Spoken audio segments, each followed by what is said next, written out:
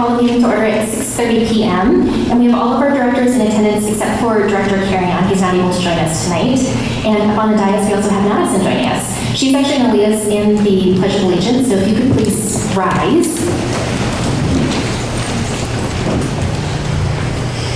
I pledge allegiance to the flag of the United States of America and to the republic for which it stands, one nation, under God, indivisible, with liberty and justice for all.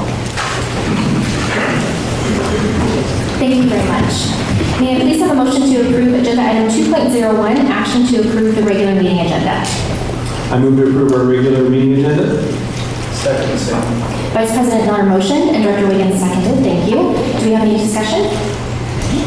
I will call for the vote. All in favor? Aye. The approval of agenda item 2.01, action to approve the regular meeting agenda, passes 4-0. And that brings us to the public comment portion of our evening. As a reminder to anyone, in case you haven't joined us before, each person will be given 3 minutes to comment, and a maximum of 20 minutes for any one topic will be allowed. Speakers whose comments are less than 3 minutes in length may not defer their remaining time to others. If there are multiple speakers on one topic, speakers may be limited to points of view not yet expressed. Any person wishing his or her comment retained as part of the permanent record may submit a prepared statement to the board secretary prior to the oral presentation. The president may interrupt or terminate an individual's statement when it is too lengthy, personally directed, abusive, obscene, or irrelevant. Comments and concerns relative to district personnel will not be heard in public, but rather should be directed through the complaints concerning school personnel or programs, which is policy 4220. Formal presentations must be scheduled with the superintendent in writing no later than Tuesday, noon, 1 week preceding the regular meeting. And per board procedure, we will not answer or respond to any questions posed by a speaker tonight, but we always welcome those questions and we'll make sure that you get any questions answered after the meeting. So we have 2 public comments tonight for this open section of the meeting. So Val Paganelli, if you'd like to come up first, we'll have you begin.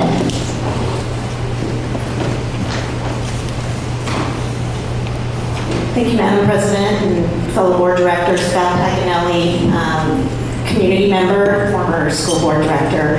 I'm actually here tonight to offer observation and comments regarding an item on the agenda of your October 11th board meeting, agenda item 5.04, which was a review of the revised procedure 3205P, sexual harassments of students prohibited. I'm hopeful that most people in the audience understand the role of the board being policy driven and that procedures are then written in support of the board's policies. The observation I made by observing via Zoom that particular agenda item was that the procedure was not accompanied for the board or the public to explicitly acknowledge the policy alongside with the procedure, and the procedure contained what I consider to be a significant adjustment to the appeal process, removing the board from any role in the appeal process and removing and creating arm's length to your constituency in the event they wanted to appeal the first level review of any sexual harassment in the district. My understanding was it was due to additional training that would be required of board members, but there was no discussion among you as a board as to what exactly that training was, how rigorous it was, how onerous it was, how willing you were to step up and take that training as a board to continue to seat in that second appeal role. So for me, I was disappointed because if I had still been in that seat, those were some of the questions I would have asked. Does it still align with policy as directed by the board?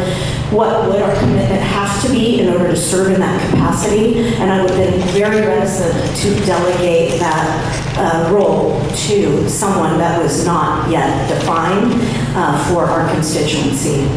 I went ahead and also then looked at that policy, trying to remember as a board member, when was it last reviewed? And it is documented as being last reviewed on December 3rd, 2020. There was no board meeting on December 3rd, 2020. I scanned as best I could in a limited amount of time. When was that policy last reviewed by the board? And I could not find it. So for me, I would say it was a miss that the policy was not alongside the procedure in your review. A miss that there was not deeper discussion as to the role of the board in that regard. For me, there's also an item for an annual report for the superintendent. I don't know when that last occurred. I would encourage it to be soon. So from my standpoint, process, clarity, accountability, accuracy, transparency, responsibility, accessibility were all in question on that particular agenda item. Thank you. Rainey Rigby.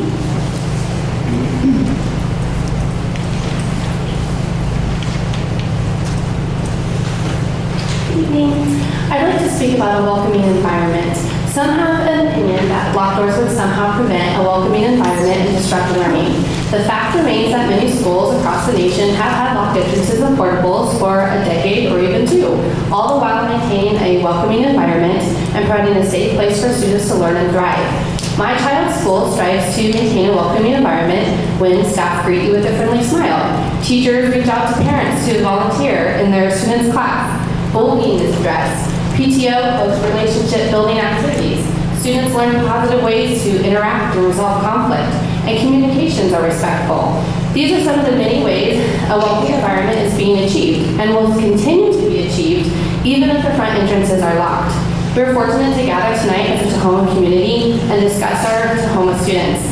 At the same time, members of a different school community in our nation are gathered together navigating the aftermath of another school shooting, including two families who are now planning funerals for a student and a teacher. Multiple articles report the fact that locked doors and quick police response helped prevent more killings at the high school in St. Louis yesterday. The fact that locked doors in schools can serve as a deterrent and or slow down, at minimum, an intruder has been reiterated before. For example, the Uvalde full investigative report, and the multiple documents and articles referenced and provided by federal government agencies, including the U.S. Department of Education, Department of Justice, Homeland Security, and Department of Health and Human Services. Some may have an opinion that while locked doors may not 100% prevent malicious intent, why bother locking them in the first place? While a locked door cannot guarantee nothing bad will happen, the fact remains that locked doors can mitigate and even prevent the outcomes in certain situations. I'd like to conclude with the supporting facts that have inclined over 800 community members at minimum who have encouraged Tahoma over the last several months, to act now in locking the front entrances and portables. Nationally, it's a fact. School shootings are increasing at an alarming rate and take lives of students and staff every single year. Locally, it's a fact that Maple Valley is not immune to criminal activity. Last month, 2 Tahoma schools went on lockdown while local law enforcement worked to locate a suspect with a weapon. This month, an adult breached the security fence and ultimately school campus at Rock Creek Elementary during school hours when children were present on campus. It is a fact that Tahoma schools have been targets of school shooting threats. In March of this year, Rock Creek Elementary was a target of a school shooting threat by an individual who remains local in our community and in the school district. In May, the district was the target of an online threat. I encourage Tahoma to evaluate the needs and to really think about the importance and the protective and preventative measures that locking the front entrances and portables will provide. Thank you. Thank you. We now have 3 comments about a specific agenda item. So this is agenda item 5.03, which is our Tahoma Highly Capable Program update. And so I'm going to invite those speakers to come up to the front one at a time. Michelle Smart.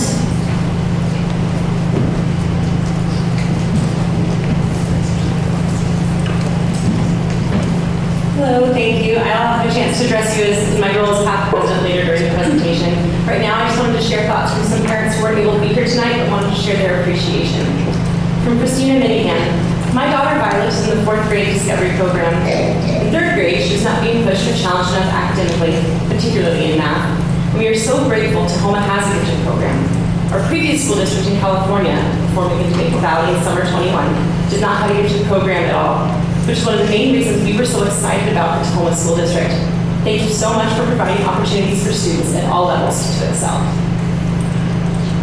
From Lindsay Jorgensen. I want to share how wonderful the addition of the advanced English and social studies has been for middle schools. I have a current 7th grader attending Mapleview. She attended the Discovery program in Lake Wilderness before. She was very well prepared for the middle school coursework. I cannot say enough good things about Mr. Seeley, the 6th grade advanced ELA social studies teacher. There's an added benefit to having a similar schedule to some of the students from her Discovery class as well. I am truly grateful to those that push for these programs to be added at the middle school level. And from shared grading. Often when talking about gifted programs, we focus on the rigor and academic aspect without addressing the important social and mental health perspective of the gifted student. Besides the fast learning moving faster and deeper, especially in elementary, many Discovery kids feel different. They know they think differently. They know they don't fit in. This is obvious to them very early. Many just don't relate well socially to general students. They make connections quickly, they ask deep questions, their curiosity blooms, and they aren't bogged down on repetitions of concepts. Being in a pull-out Discovery-only class helps them find common allies and authentic friendships with people with whom they can relate, have deeper conversations with, and feel comfortable with just as they are. They can be their quirky selves, and that's beautiful. This builds significant confidence in my child, and many of the friendships he built in his 3rd grade class are still part of his deep social group now as a senior. She couldn't be here tonight, she's a senior. He might even room with a fellow Discovery student at college. Many of these students would not have found those deep connections in general classrooms, and instead might feel isolated. This is a huge positive to mental health and reduced bullying incidences for bright students who may not fit in elsewhere. We are so thankful for our time at Tahoma, and especially our experience with the Discovery program and the AP classes offered by high school. I'm confident my child is set up for success wherever he goes to college. Thank you, Michelle. Bryce Smart.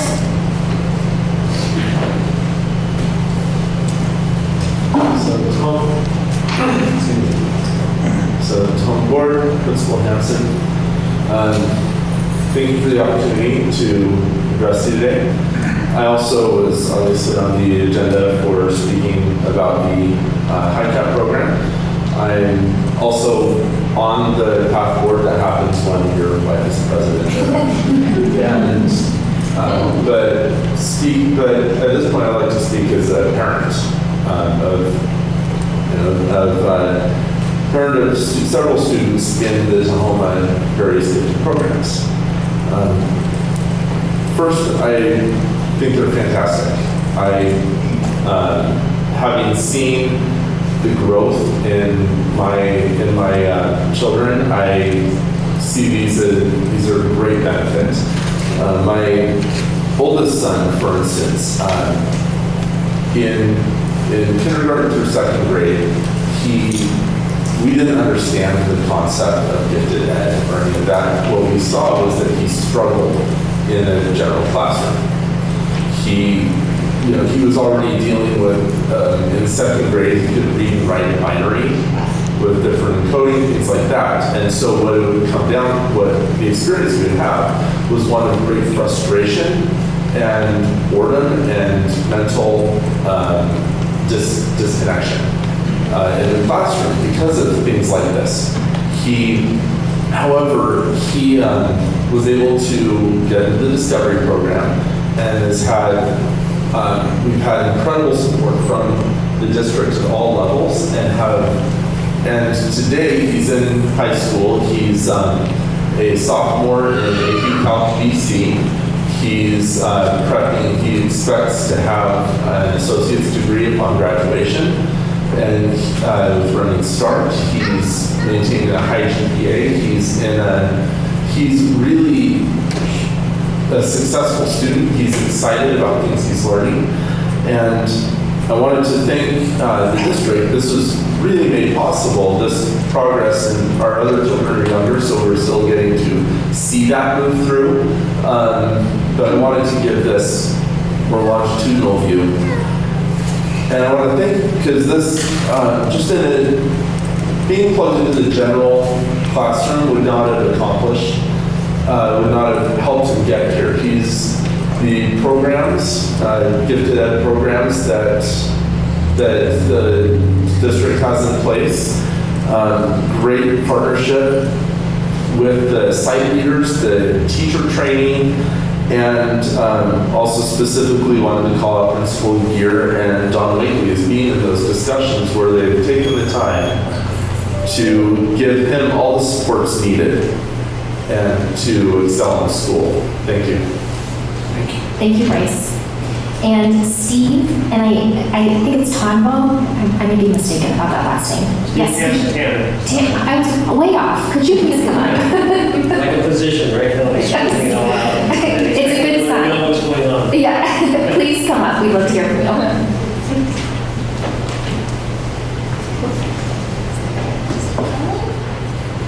All right, good evening, everyone. My name is Steve Tanner. First and foremost, I want to thank Michelle Smart for inviting me today to speak in regards to the Tahoma High School, Tahoma High People program. So my son Darren he started when we first moved out here a year and a half ago, so he completed the 6th grade in the program, and now he's in 7th grade at this point. And over the years, I've spent time researching, understanding what it is that makes the high cap program students be high cap. Back when I was a kid, it was just a matter of, okay, we'll skip you a grade, you'll graduate early from high school, and that was pretty much it at that point for me. But for my son, he's as a child, he's continuing to work on connecting the dots, work on understanding relationships, how concepts come together, all the components that you see in high cap students. And unlike there's a similarity, but not the same as accelerated. The accelerated students, as you know a lot. They'll know things beyond their grade. But the high cap students are the ones who can actually understand why something happens and how it came about, how the deep learning, if you will, on those things. So this program, and what I've noticed here from the Summit Trail, hits it on the nail. Mr. Andrews, Mrs. Elliott, for example, they understand what it is being a high cap. They understand the challenges because the sense of humor of a high cap student is not the same. They're quirky. They start, it could be scientific, and then all of a sudden, for example, hey, why would my leg sink through the floor? Onto physics. Okay, got it, you know what I mean? But there's a lot to understand in regards to that. So that's just one example. In regards to the program, I think it's critical that we continue to maintain, if not expand that program. It's an incentive for other students to want to see that there's such a program and the successes of the students. I mean, my son has excelled in EDI, Equality, Diversity, Inclusion, in regards to some of the projects, in regards to early NAN, world religion. I mean, things that he's already addressed in 6th grade. It's helping him, and he shares that, and it actually helps other students too. They feel like learning by example. Students. Mr. Tanner, I have to interrupt. We have a 3-minute limit on all comments. So in regards, I just want to summarize by saying the program is very good. We need to expand, support, and it would be amazing what level of students and then adults and people that will actually change the world. And that's what they do. High caps change the world. Thank you. Thank you very much. Thank you. We will now move on to agenda item 4.01, which is our student board representative report. And I will turn it over to you. Okay, so for our student board report today, we have our girls swim and dive 1 leagues last Friday. They have districts this upcoming Friday and Saturday. This last weekend, we had homecoming. A big thank you to the leadership team and volunteers who helped set it up. We helped set up the homecoming game beforehand, did all the decorations and everything like that. It looks really great, and I know a lot of people had a lot of fun there. There was a big turnout. I believe there was like 1,500 tickets sold, which is a large portion of our school. And cross country won leagues. On Saturday, they will end up moving to districts. And for us school board reps specifically, we have our first Tahoma Town Hall meeting this week. And that's basically where we have other students come to us about what's going on in the district. We will provide them with answers, and they can ask us questions or give us things to bring back up here so we can connect with more students as well. Future Ready Day is next week on Friday, so I know a lot of students are looking forward to that. There's much different opportunities that students will be able to take part in. We also have a senior meeting today. It was basically talking about graduation, which is on June 16th, I believe, or some similar date. Yeah, and then we also went over like spirit wear and stuff like that seniors can get. So I know seniors are excited about that as well. And that's it. Thank you. We'll now move on to the presentation, discussion, and action item portion of the evening. And as we move on to this section, just a reminder that to my fellow board directors that we have agreed on using round robin to ensure that each member has equal opportunity to speak. We will keep our discussion length per agenda item to 20 minutes, which I'm going to monitor, and individual board members' discussion to 3 minutes per agenda item, which Mrs. Wheeler is going to monitor for us. And each director's time will be given with the first word they speak and continue through the responses that are provided. So agenda item 5.01 is our selection of our ad hoc committee members, budget members, and I would like to welcome our PR director, AJ Garcia. And Superintendent Hanson, if you could actually start this off and give us some context for what's about to take place, that would be great. Do that.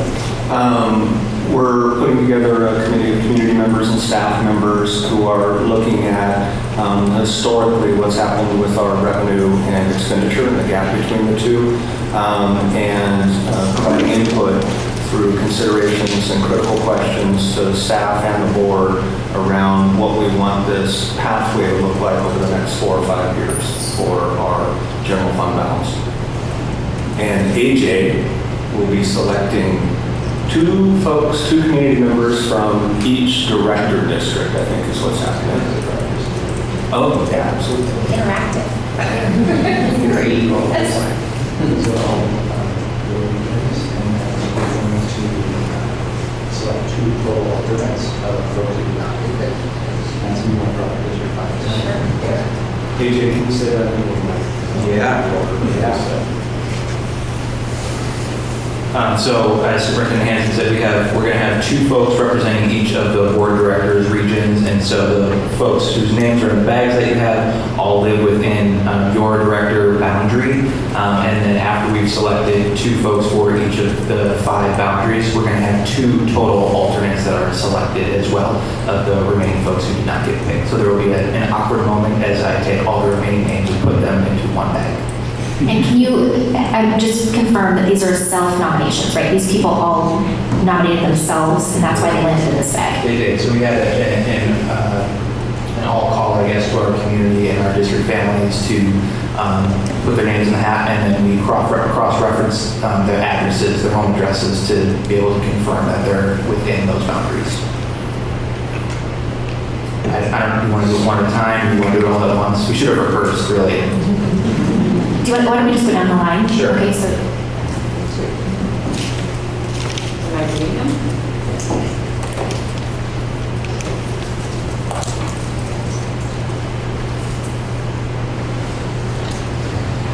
Gonka Liconte?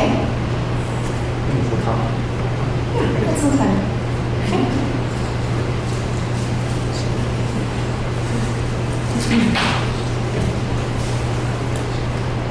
Ginny Upspring.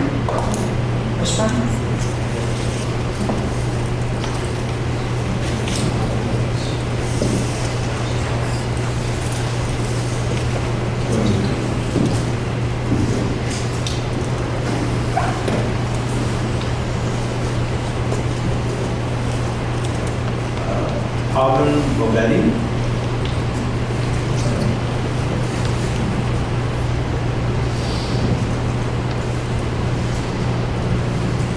And Ainder Iowa. In District 3, we have Ben Hope and Jennifer Wincheater. Okay, District 4. Katie Cooper.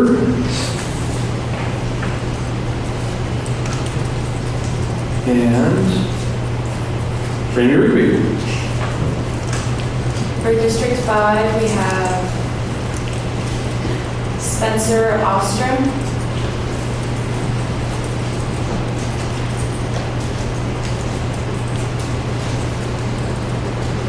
And Crystal Cleese. And Superintendent Hansen, since you're close to your mic, can you just remind folks what's going to happen now that these names have been selected? You bet. There's going to be a series of meetings. It'll begin with an education meeting, really a background kind of school finance 101 and a little bit of history for the school system. Our first meeting, I think, is November 9th. I'm looking over at Bill. November 9th. We'll have a series of meetings leading up to ultimately a report back to the school board and staff. Thank you. Do you have everything you need from us? No, I'm going to have Superintendent Hansen pick Okay. 2 alternates.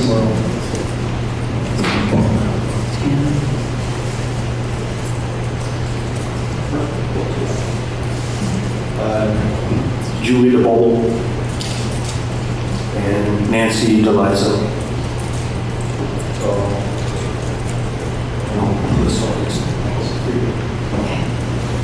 Thank you, AJ. Next, we have agenda item 5.02, which is our safety and security risk assessment.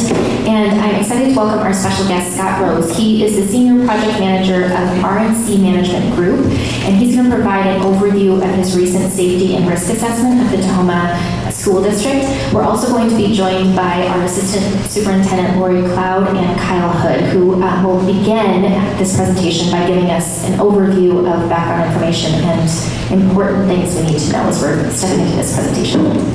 Thank you. Back in 2015, during the design and construction of the high school regional learning center and the new Lake Wilderness Elementary School, it became apparent that we needed some additional support and expertise in the design as far as the safety of the schools. And we also determined as we were going through our warm, safe, dry improvements that we also needed some additional help and support. And we, at that point, looked outside of the district and looked to our architect at the time to help support us in that endeavor. While we are constantly evaluating the safety of our schools, we feel it's valuable to have these reviews completed periodically by someone with an outside perspective. So school safety and security, we know, is never done.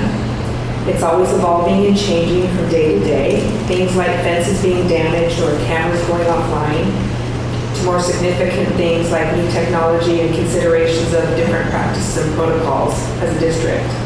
And during the pandemic, the expectations on how schools manage safety also changed. We were asked by health officials, as you remember, to keep doors open and windows open for airflow. And as we return to a new normal operations, it's the perfect time to reevaluate our safety and security so that our expectations are clear and consistent. We felt that now is the appropriate time to bring in RNC management to complete a full audit. And Scott Rose was the individual that provided the evaluation of our schools back in 2015 with his former employer. His professionalism, attention to detail, and familiarity with our schools led us to reach out to him again. And so we contracted with his current employer, RNC Management Group. His expertise in evaluating school districts with crime prevention through environmental design, or CPTED, made him a qualified person to complete the audit. I'd like to welcome Scott, and he's going to give us a presentation of his findings. Then we will come up and talk about the next steps, and then we'll open it up for questions. Thank you.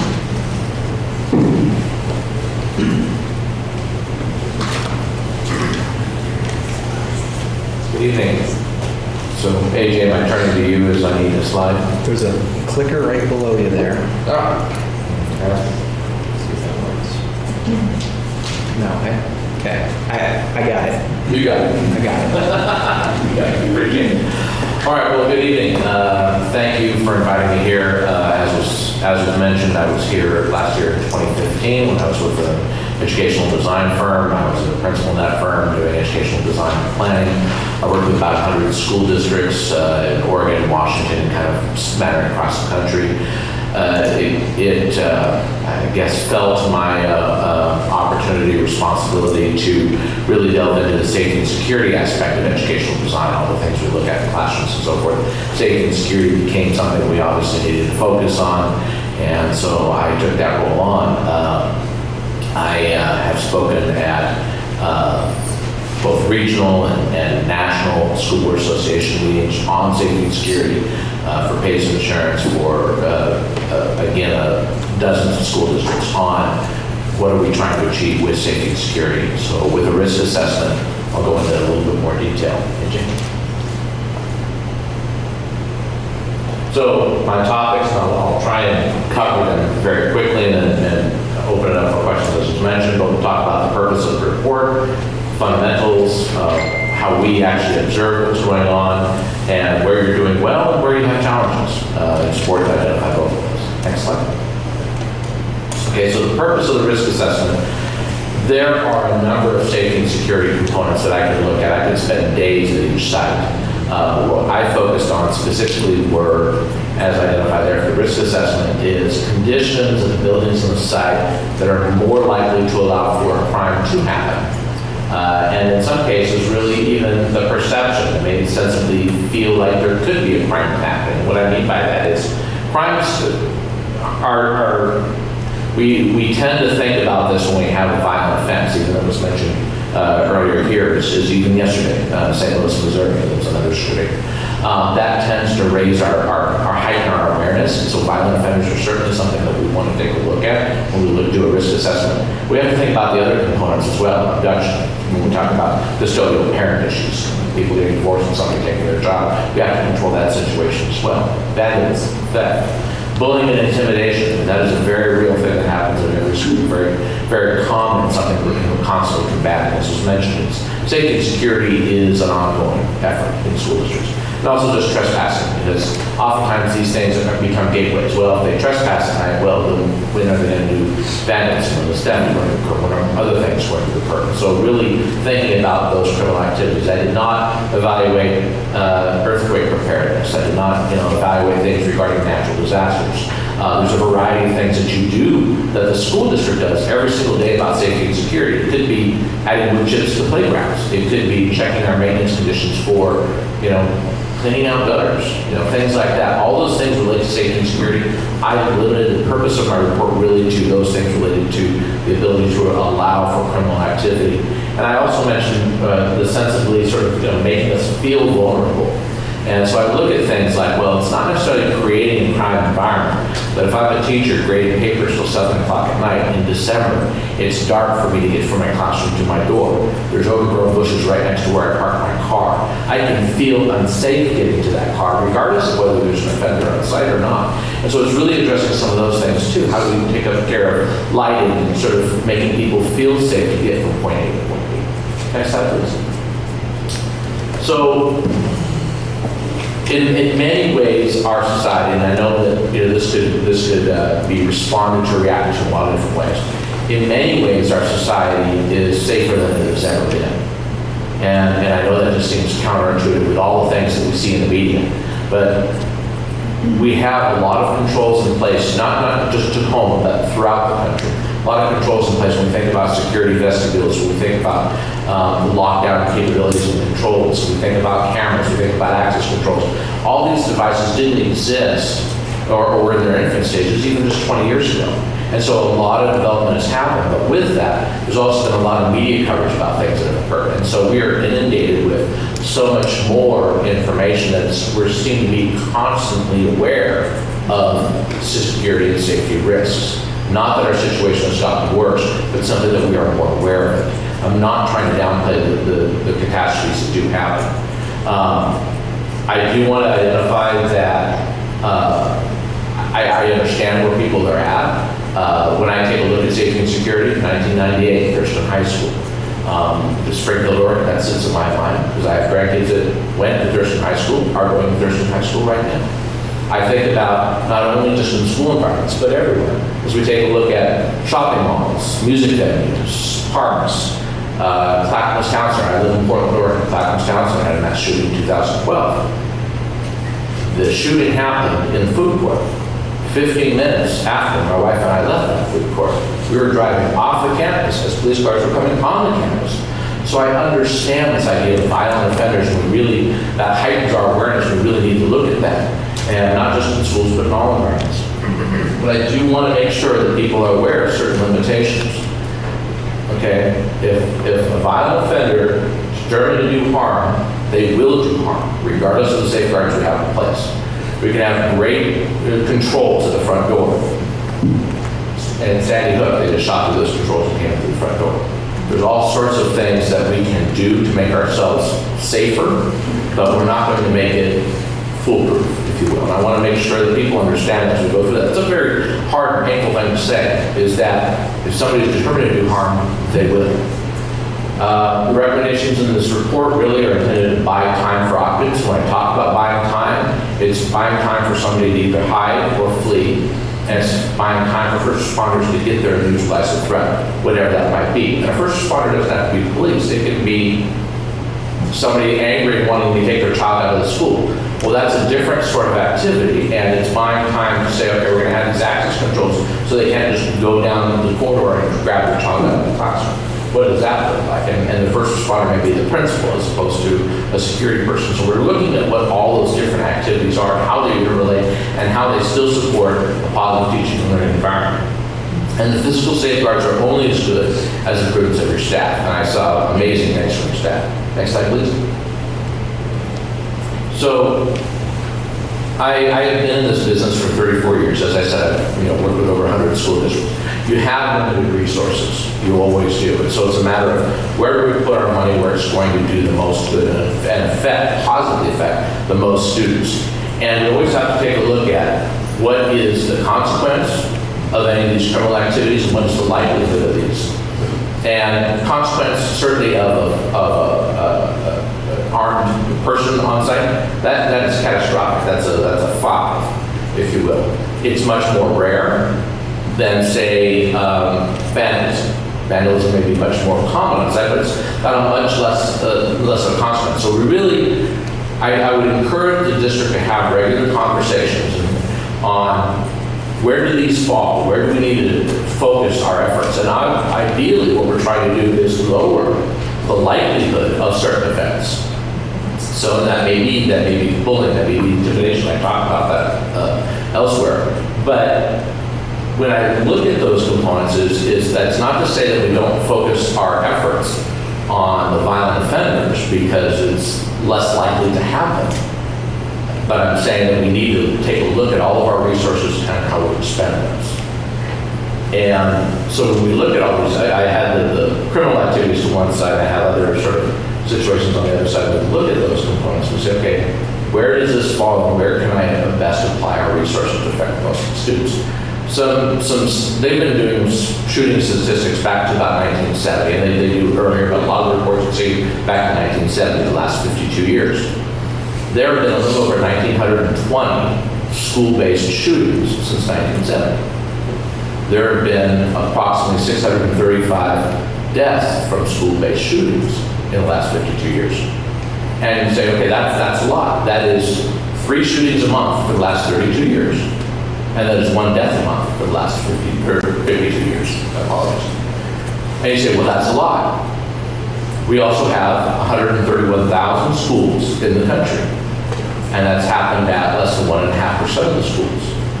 That's not to say that this is a big deal or this is a small deal. It's to just make sure that we're armed with statistics so we can make decisions based on that.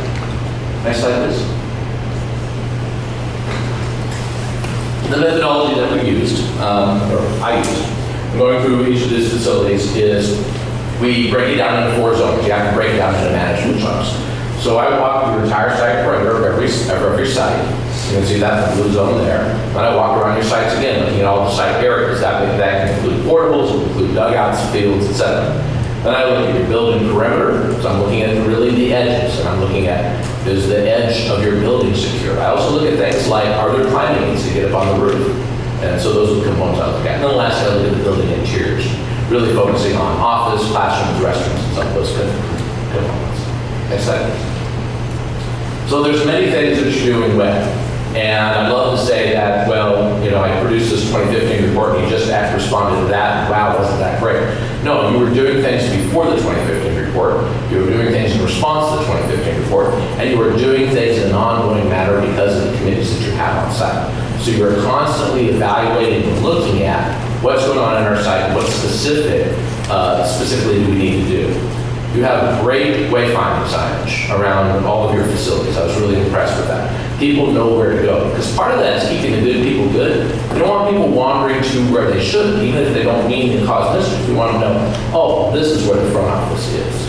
This is where I can park, and this is where it's buses only, whatever that might be. A drop off and pickup, this is where that occurs. Some of that's portable signage, some of it's permanent. It was, you've done a great job. Perimeter fencing for student use areas. Your district is very advanced when I look at perimeter fencing. Your site perimeter, you've got a lot of breaches in that, if you will. We'll talk about that. But you have an inner perimeter fence. It's actually very tight when student use areas go back and forth, especially at the elementary level.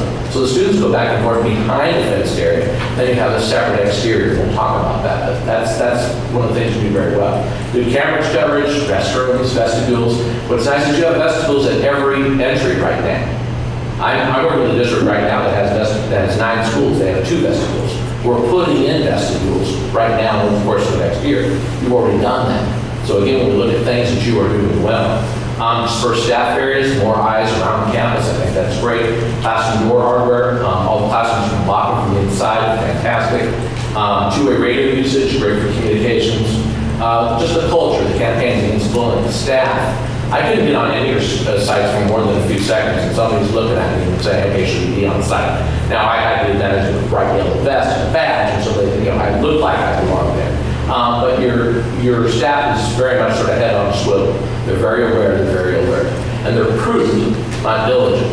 Prudent is they're taking reasonable precautions while they're still focusing on the primary task, which is education. Diligent would be they're only looking at security and nothing else, so you can't do that. So your staff needs to be prudent. Next slide, please. And just, again, some examples, the signage, the locks, the signage. I thought this was interesting in the lower left corner is I have written up Rock Creek here for not having a fence separating the front to the back as these gentlemen roll up the fence posts on the dam. I was scared. They were drilling holes and setting it. I said, what are you doing? They said, we're putting a traffic gate here. I thought, wow, okay, I could have waited 2 more hours now, but I've already been here. So there is ongoing efforts that you're doing. I was very, just surprised as I saw that. Next slide, please. So primary challenges, and this is, I apologize, this has been a night chart. I think you all have hard copies of this, but we took a look at and really broke it down into various components, and I'll try and kind of highlight these. But again, I broke it down into 4 zones: your site perimeter, your site areas, your building perimeter, your building interiors. I identified some key areas that I thought were areas that we need to delve deeper into. I won't go into the side chart because I go over it in the next few slides. AJ, take one more. Okay, so that was by, I'll say, the type of concern, and this is really by site. So again, about $6 million in needs. That's a budget, and that is a conservative budget. I didn't survey anything. I didn't do geotechnical analysis. I didn't design it. I didn't go call the code authority. This is based on my best practice and what I've seen done. And when I'm looking at 500 linear feet of fence, how much does 500 linear feet of fence cost? And what permit challenges you're going to have, what design challenges you're going to have, things like that. So making sure that it's conservative. I think as you start to scope this more finite, you're going to see, that number will adjust as you start to investigate more. But it was more of a, do we have this size of problem, this size of problem, this size of problem in terms of establishing that budget. And really letting you know where I think a lot of that focus is. Maple View Middle School, has the biggest budget, but it's also one of the biggest campuses. And so there's a lot more to cover there. Next slide, please. Okay, so primary challenges. Your first one is site perimeter. You have partial site perimeter fencing at most of your sites. You have glorious area. Maple Valley is fantastic. You know, if I was looking somewhere, I'd just look at this place. You've got forests everywhere. It's fantastic. And you want to be able to have access to that. But you want to take a look at the idea too of, but I have all these openings all around my perimeter to get on. Now that doesn't mean getting into student use areas. That means getting onto the site and the parking area. There's a couple examples, maybe at Summit Trail and Maple View, where there are some rear gates and there are some areas where students are going from the school to the fields. So those might be something that we should take a look at tightening up. And I've got that more in the appendix of the report. But think about a funnel and a sieve. If I put a fence around your entire site perimeter, but I leave the drive gates open because we want a welcoming environment, we want people to know how to get in. You don't want cars queued up a half mile back because they're waiting to go through an electronic fence to get actually on campus. You allow them on campus, but you're allowing them as a funnel, not a sieve. If I have openings and the fences all the way around, they can come in from any direction. Part of safety and security is making it predictable. I want to know that all people come on and off our site at this point, not at 10 points. So that's why there's a value there. But again, I applaud you for the student use areas that you have well fenced. One item I do mention just in terms of dugouts, it's just a personal pet peeve of mine. I believe all dugouts need to have 2 entrances and exits. Some of your dugouts are U-shaped. That is a great place for traffic. So if somebody gets there, it's like at night, day, whatever, that this person is now sequestered in there and can't get out except past that offender. So I really believe in the idea of having openings. Very simple thing to do. It's really just creating a second opening at the dugouts. As I mentioned, more attention needed really in Maple View and Summit Trail. Tahoma Elementary has a good design, but I just do notice that the back gate needs to be more attention there about when that's opened up for buses, making sure that that area is just well staffed. That's more of a people issue than a physical issue. Next slide, please. Site lighting. You have made a lot of changes in site lighting. You've got a lot better quality of light, a lot better color rendition in your lighting. I think that's fantastic because you're getting more bang for each light fixture is what you've accomplished over the last several years. But you still have some dark zones. And it's really hard to tell that in the daytime. you gotta go there at night. So I mean, I was at some of your sites till midnight, taking a look at where those dark spots are. Even at Tahoma High School, there's a row of parking that is dark. And, that's obviously one of your newer facilities. So I think those are things that you need to evaluate. I think you're doing a really good job about, bulb management, things like that. I think you need to do a little bit more tree trimming at night, just to kind of see where your lights are being blocked by tree limbs. Very simple thing to do, and it's hard to notice that again during the day. It's sort of those things you evaluate at night and go, these are 6 trees that I can trim, especially just right here at this facility here, right off in this back parking lot there. You've got 1 light pole for that whole side parking area, and it's completely covered by tree limbs. So that's just part of the things that you want to take a look at and consider. And I did notice at Tahoma Elementary, you can see that bottom picture there that's your pickup and drop-off area. Now, that's not the gym, that's not one of the activity areas. So you're thinking, well, but that doesn't matter because it's not the gym. The gym is well lit, it's right over there. But remember, our days are getting shorter and shorter and shorter. So in December and January, that does become a problem at Tahoma Elementary. And that's not a criminal activity, that's a car pulling out and not seeing a kid issue. So again, we take a look at some of the safety and security items. Next slide, please. So front entrance. So you have security vestibules at each of your buildings. You have the ability to put them in lock-in at each of your buildings. I think that's great. That puts you miles ahead of a lot of districts out there. One of the questions that I think you need to have a committee get together and discuss is the idea of remote release, or we call it the buzzing system. So somebody's standing somewhere and you buzz them into the front office. Right now, I'm able to get into each of your offices. Now, there's lots of people there, and it's not me from getting beyond the office, but I'm able to get into each of your offices right now. And so I think there's a conversation about, is that what we want because of the culture we're trying to create, or is there another layer of security that we can place here? You have doors that have electronic controls on them, so if you wanted to add remote release, I think that's a good conversation to have. Question that becomes is, well, if I'm trying to create this welcoming environment, this positive teaching, learning environment, and welcoming to our community, and trying to create security, where does that remote release go?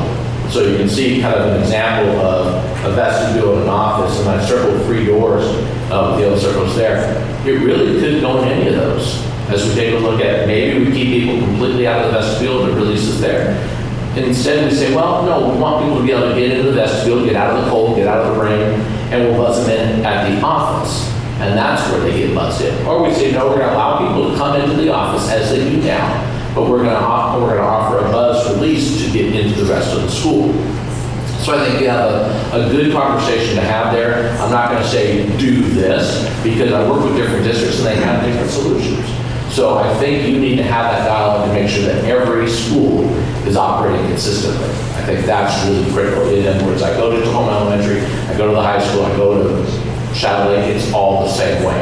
I have the same expectations I give to each of those. So I'm not saying that you're doing it wrong, but I'm saying I think there's another layer that you can look at and should have that conversation. And yeah, if you do a remote release, I just show a picture of a phone there. I just use that because that's one that I've seen in a lot of places. It's got a camera, it's got an intercom. You can talk to the person remotely if you're in a place where you don't have good line of sight. So if you do that outermost vestibule door, you may not have as good a line of sight, so you want to do that, as opposed to the one at the office. It might just simply be an intercom. I'm here to pick up Susie. They go, okay, yeah, I know you with it, let's see you. So, next slide. Portables. So again, the primary challenge there, and that was mentioned earlier tonight, is we have portables unlocked, and that's because kids need to go to the restroom, kids need to go to the gymnasium and then come back, and you're trying to conduct class at the same time, so the doors are left unlocked, so students can transfer back and forth. Your portables are inside secured perimeters. By secured perimeters, I mean a fence perimeter, a site perimeter. So they can go from the portable to the bathroom and back, and they're inside a larger fenced perimeter. I'm not saying the portables themselves just fenced, but the student use area, again, that common student use area is fenced. This is no different like when I went to, really any of your multi-building campuses, let's say Shadow Lake as an example. All of your buildings have a program unlocked for the entry doors between the buildings. So you can walk from one building to the other, kids can, because they have to do that. They have to go from the classroom to the library, the cafeteria, et cetera. So those are program unlocked. So those are in that same fence perimeter as portables are. And so if you're going back and forth between 2 buildings within a campus, or you're going back and forth between the main building and a portable, it's the same, I'll say, level of exposure. But at the same point is portables feel more remote. And we have to respect that too, because safety and security is important, but also the feelings of safety and security are important. So like the front entries, I think, as I mentioned there in the recommendations, I think more of a conversation needs to be had about what are we going to do with portable doors? Are we fine with that as is? Do we want to change it? And if we want to change it, how do we change it and be consistent? Again, that's important as well.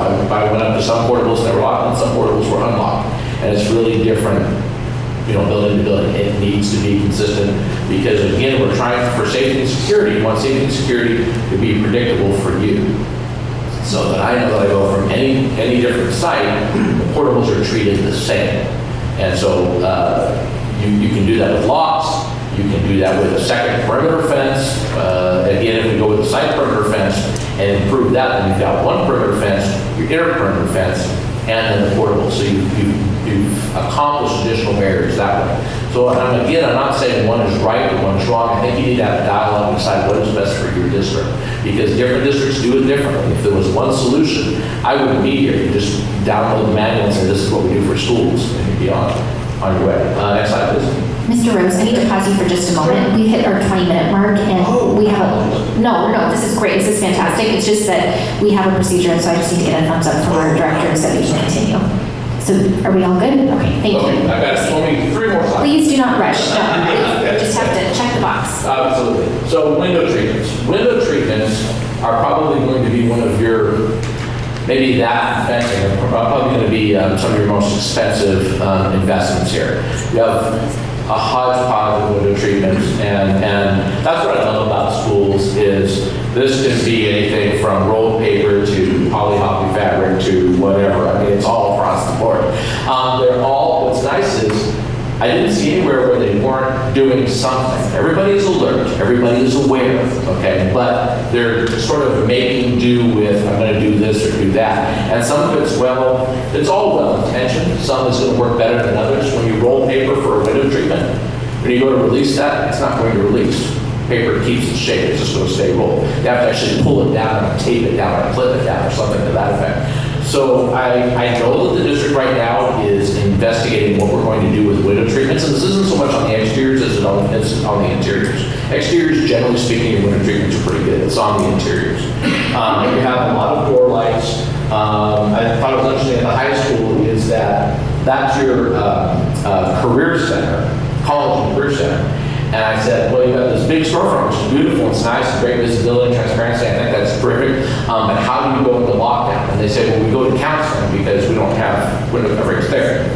I went to counseling and asked counseling, and they said the same thing. We go to college career. It's like, well, no. So neither has window treatments on those windows. And not to say that there isn't other ways that they can sleep or hide or whatnot, but when I see that, I think transparency is fantastic. I mean, I have given podcasts on transparency as your first line of defense for safety and security. I think transparency is fantastic. Do not get rid of your windows. But you need to be able to control that when you want to control that.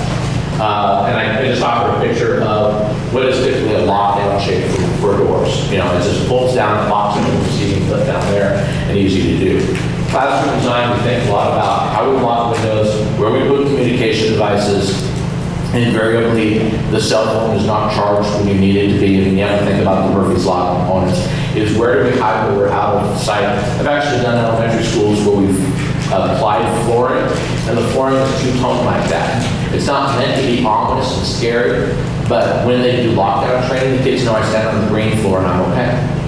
It's just something that's that. You're not putting up danger tape, hazard tape. You're not, it's not red, it's not whatever it is. I mean, it's just, I'm going to stand on this color, and I know I'm out on the side. And they may not even know why they're doing that. They just know that's my training at an elementary level. I'm going to stay on the green floor. And it's terrible that we have to do lockdown training, but that is a reality. So I'm talking to you from a reality standpoint. But thinking really about classroom design, I would say that 99% of your classrooms are functioning very well. But window treatments overall is a number one issue at your classrooms. Not where communication devices are, not where the teachers are located. Those are all doing really well. Your classroom locks, you have those nailed. There's a handful of multi-purpose rooms. I might add some card swipes on it. I say that in the appendix of the report. But really, window treatments, and I think your classrooms are really very good. So overall. Next one. Oh, more questions. So there you go.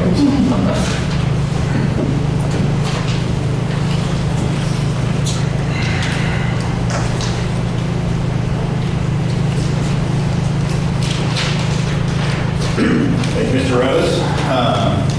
So now having this report, we're going to be creating a safety committee that involves all of the members or positions that are up on the screen here.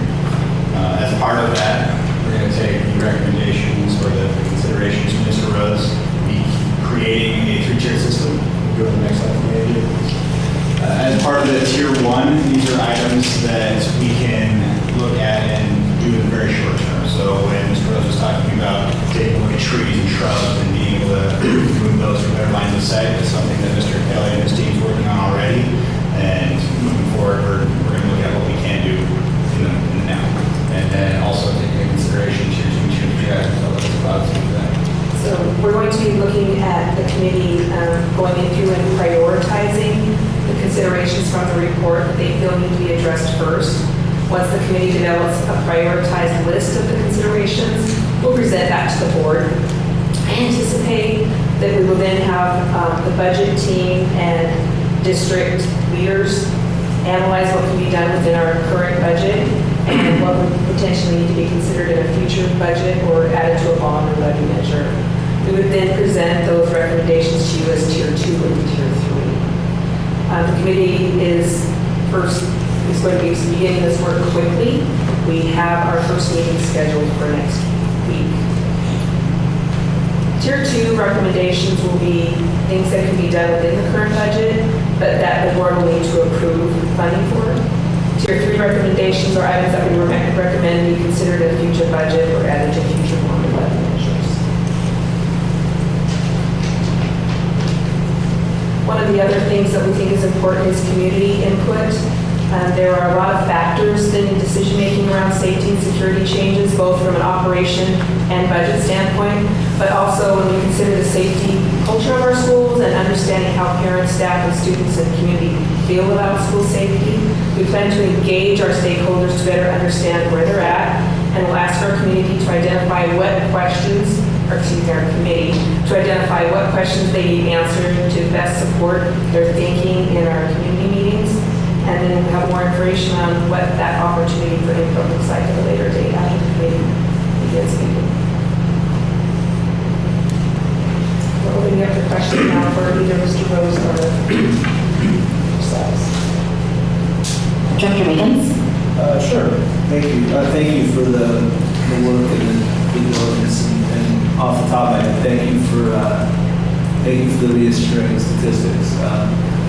I've been a police officer in my former career, so I understand what you're talking about in statistics, and I think it's important to remember that our world generally is a safer world than it's ever been. So I appreciate you, especially in this day and age, kind of reiterating that sentiment, so thank you for that.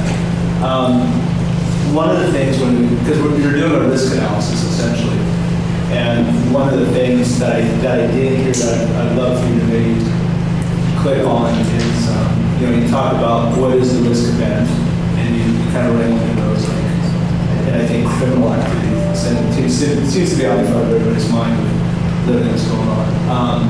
And then how likely is it for that thing to occur, and then what do you do to remediate that risk? Those are, to me, like the three pillars of that analysis. And one thing I didn't hear is, I heard a lot of, these are the mitigation steps that we can take, but can you maybe clarify a little bit more in terms of how the likelihood that third kind of prong of the risk analysis plays in? Like, if we were to say to you, what should we do, considering all the experience you have in the statistics and the data, like, is that going to be something we're going to hear from you, or is that something we're supposed to bring in the committee and figure that out for ourselves? Excellent question. And there are some districts that I work with that that collect incident reports. And incident reports can be anything from tagging on a wall, to a kid bringing a knife to school, to whatever, but they're identified and they're cataloged and they're evaluated on an annual basis. And so they're saying, okay, from a criminal perspective, we had 2,500 incidents last year in our district. And these had to lay out. This was vandalism. This was somebody complaining about being bullied. This was a weapon brought to school, whatever. And by analyzing those incident reports, we're able to say, okay, this kind of activity is more likely than this activity in our particular district, because it does differ region to region. And it's important, I think, that you do incident analysis on an annual basis, because the socioeconomic makeup of your district will change over time. I mean, not quickly, but it does change. And so you want to be able to say, okay, where are those more likely scenarios? And I don't want to downplay the idea of a violent offender because it happens in less than 1.5% of the schools in the country. But it is a catastrophic event when it does happen. I mean, we had it here recently, not far from here, so Marysville. So it does happen. But when we look at the likelihood, we say, well, that likelihood is likely going to be just much smaller than it is some of these other things that we're saying in incident reports. However, it can start to shift your thinking if we say, you know what, in the last 3 years we've seen a huge uptick in weapons possession by our kids. That's something we need to pay attention to because, again, we worry about the gateway things to other components. Oh, I'm sorry. Sorry, I just talked loud. So yeah, incident reports, I guess, is a short answer to your question. Mr. Rose, thank you so much for this analysis. As a school board member, I really appreciate it. As a mother, I really appreciate this, so thank you. I'm wondering just a little bit more, probably Lori or Kyle, if you could clarify a little bit more on kind of tier 1, tier 2, tier 3, and then like general timeline. So some items can be kind of addressed within that tier 1, but how do we determine, I mean, is it just simply come down to price and what those things are and what we can fit into our current budget, or how do we, yeah. We will definitely look at what can be completed in the time with what we have available to our staff as well, in addition to the cost associated. That's just getting things going right away that don't require any sort of board approval. That's not a policy change. So those items will begin, like I said, we've already began some of those things. Like you mentioned, a couple of fence issues that were discovered. Those have already been repaired. And then we'll be looking forward, this group will look to the tier 1 items to help prioritize our maintenance and operations team getting those completed, trimming and all, that's another example. Then the tier 2 and tier 3, we're really just asking the remaining items that we can't do just in our regular course of business on the tier 1, let's prioritize those. And then without having the context of how we can actually implement those, that's when the budget team will take a look at what the impact is from a financial aspect, and also take a look at the timing, and then bring that back to the school board to make a recommendation on what we consider that would be tier 2, and then tier 3 is a longer term, looking at next year's budget or future bond or levy measure. So would we consider tier 2 kind of like this school year? Correct. At least again, I don't want to, we really won't know what that looks like until we know what comes up in the category tier 2, once the committee makes that decision. What's in that will need to be considered as we timeline it out. Thank you. If I may, too, in regards to tier 2, say the site lighting falls into tier 2. Right now, we also have to take a look at the practicality of actually accomplishing things. Right now, site lighting is anywhere from 6 to 9 months out. So that will play a factor in how quickly we can do those things. Vice President Miller? Two questions for you, Mr. Rose.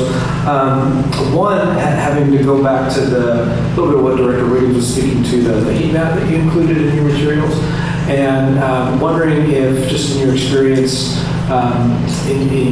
you have an idea where some of our challenges or areas of opportunity where they may fall on that heat map, and if the committee might have access to your experience on that. As far as helping with that priority. That's one question. Then second, in your materials you have some dollar amounts attached to these various things, and just wanted to clarify if that you had not gone out to bid or anything like that. This is just based on your experience and expertise in doing this work.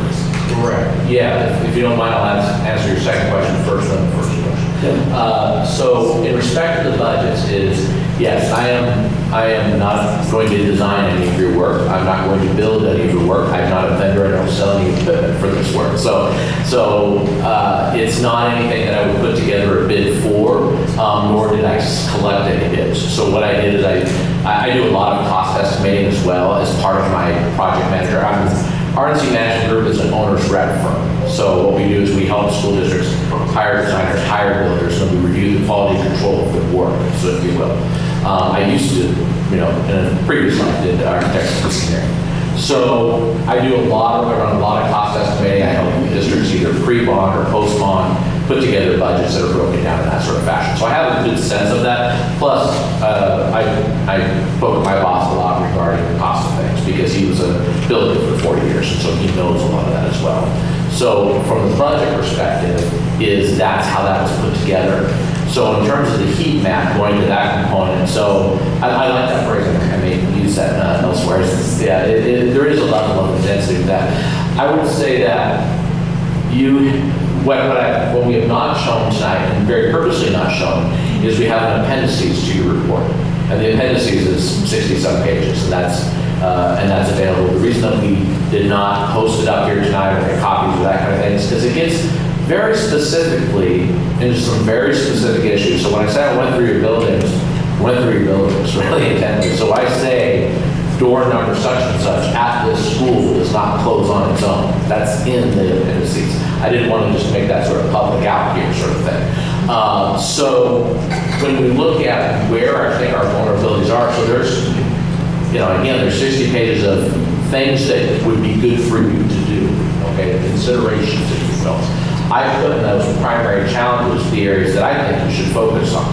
So those, I think, 6 ones that I summarized there is I think you should look at your site perimeter. I think you should look at site lighting. I think you definitely need to convene a committee on both building entry and portable entry and figure out what do we want to do as a district.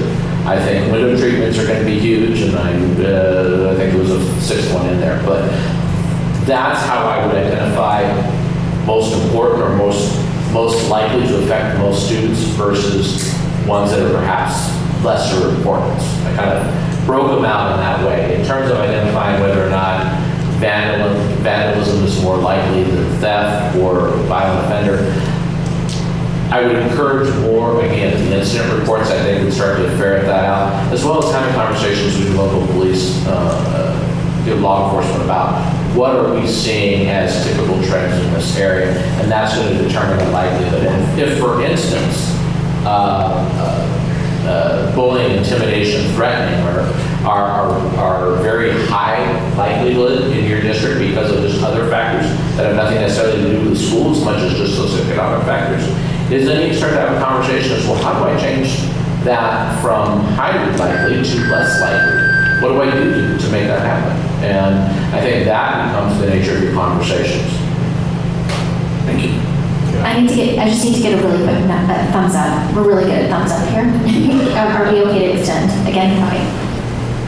Just wanted to add a quick piece of that as well. Mr. Miller, you asked if our committee will have access. Mr. Rose answered yes. He's going to be at our next meeting next week with the community members. And then as part of that, community members, we have police, fire, different. AJ, would you put that list back up, please? As part of that community experts. Great.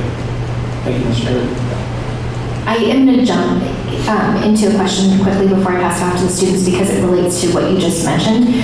Could you just review for the people in this room and people who might be watching on Zoom how this list was created and how we're going to be filling those positions? Certainly. Inside our district, within our district staff, we have a number of individuals that really their primary job function and priority within their daily activities is the safety and security of our students. So we consider those people to have a lot of knowledge to help us make these decisions. I'd list all of the district's our SROs that we currently have, our secondary school safety officers and our elementary building managers would all fall underneath that. We have also our risk pool that helps to identify risks and mitigations from the ESD. They're going to be involved. We have administrators from all 3 levels included in this, one from elementary, one from middle, and one from high school. We have a school board rep. Ms. Pendergraft will be on our committee. We have, of course, we have AJ included in this committee so that he's able to provide communications out to our community. We have PTO, PTA representation. We have our student representation from our school board reps available, so we have student reps. We have the members from our community that we believe are important. Our Tahoma Schools Foundation. We have the Fire Commissioner, Maple Valley Police, City of Maple Valley, Greater Maple Valley Unincorporated Area Council, the Maple Valley Black Diamond Chamber, Maple Valley Rotary, and then we have local security experts. And just to clarify, are each of those organizations selecting their representative? Thank you. Each of those organizations have sent us paper. We've asked for a representative and they replied with someone that will represent their organization. Thank you. And students, do you all have any questions? Emma? So I was just kind of wondering, is budget an issue in fixing any of these security issues, or is it kind of just a matter of planning out how we're going to use money to fix issues? Well, the totals, as you heard Mr. Rose say, are over $6 million. So I would say it's definitely a budget consideration. There, like we said, there are tier 1 items that don't necessarily require budget that we will be able to address immediately, and those that might be minimal enough that can be incorporated into our current operations budget. I don't have a question, but I have a quick comment. I just really like that it looks like you guys are paying a lot of attention and have noticed like basically everything you can that needs to be changed or what's doing good. That, as a student, that makes me feel like it's a safe place. Obviously, I feel like it is, but going into depth obviously shows that. And I also like that you pay attention to like bullying, which is obviously a big deal, but it's not as big as necessarily like a school shooter or something like that coming into the building. So I like that you pay attention to different things. You're not just saying, oh, this is the bigger issue, we have to focus on this. You pay attention to every different like possible situation. Just wanted to comment on that. I like the detail that's put into it. Well, thank you very much for the time tonight, but more importantly, thank you for the time that you spent in our district, ensuring that we can continue to provide a safe experience for our students and staff. We are grateful. And please know, we know that I assume you're probably not driving back to Portland tonight, I hope, but you do not need to stay for the rest of our meeting. We've loved having you, but we will graciously see you off. But you're invited to stay. Yes. You can even sleep here if you like. Just kidding. Just kidding. Don't do that. Okay, we're going to move on to agenda item 5.03, which is our Tahoma Highly Capable Program update. And we have a number of guests joining us. We have our Teaching and Learning High Cap Coordinator, Chris Everett, joining us, along with Michelle Smart, who is the head of the Parent Advocates for Tahoma High Cap, which is also affectionately called PATH. So I'd like to welcome you up to the front. Well, good evening, Superintendent Hanson and our distinguished board of directors. As they were saying, I'm Chris Everett, and I am the coordinator for the Highly Capable Program. It certainly was a nice lead-in this evening to have the experience of some of our parents and their students in how the program has supported their boys and girls' academic and social emotional growth. So I really appreciate their attendance this evening. And I need to take note that we have two of our ICAP teachers here, two Discovery teachers, 5th grade teachers. Kelly Weiner's here from Lake Wilderness and Erin Howard from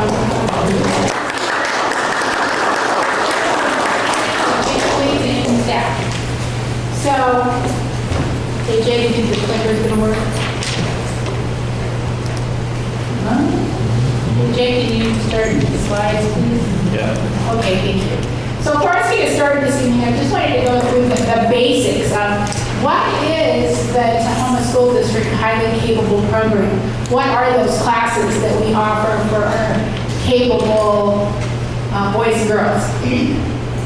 So in the elementary level, we have two layers or levels of program, the Cougar and Discovery classes. And our elementary program has been in existence in Tahoma for many, many years. And it is a growing program, and I'll show you more about that. And it also, both grade level programs are showing a great deal of interest. We're getting a lot of calls and emails from families that currently live in the district wanting to know more about it, and also from people near and far that want to know what kind of programs are there for their highly capable children. So it's definitely on an upward incline. So, Discovery classes, let's start there. The Discovery classes support children in grades 3, 4, and 5. It is a self-contained program, and you can also add that descriptor magnet program because children from different schools go to these programs. So for many years we've had two schools that house these programs, Cedar River, and Cedar River teachers or students that come to them are from Rock Creek, Tahoma Elementary, and of course Cedar River. And the other program over at Lake Wilderness has Lake Wilderness children, Glacier Park, and Shadow Lake.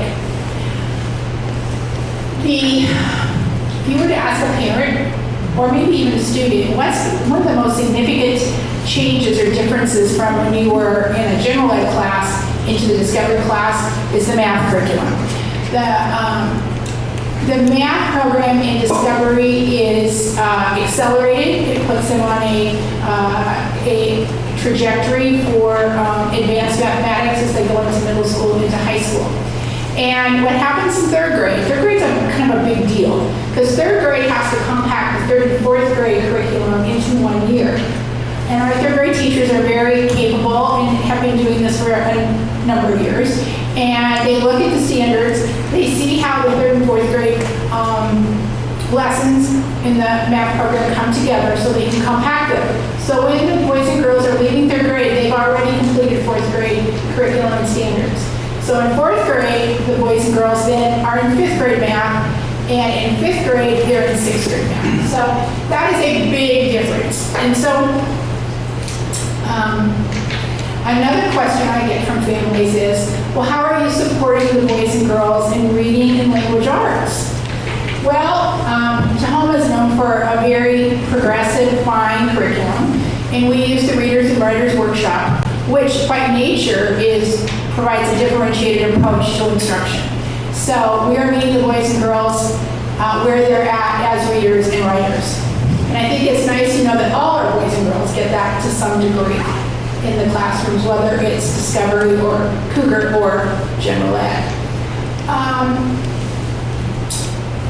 And this year, we've had growth in our program, and we've opened a third grade class at Rock Creek. So we now have 3 third grade Discovery classes. And people ask me, well, what about next year? Well, we'll just need to see what the numbers are next year. So we'll be looking to see if that continued growth. If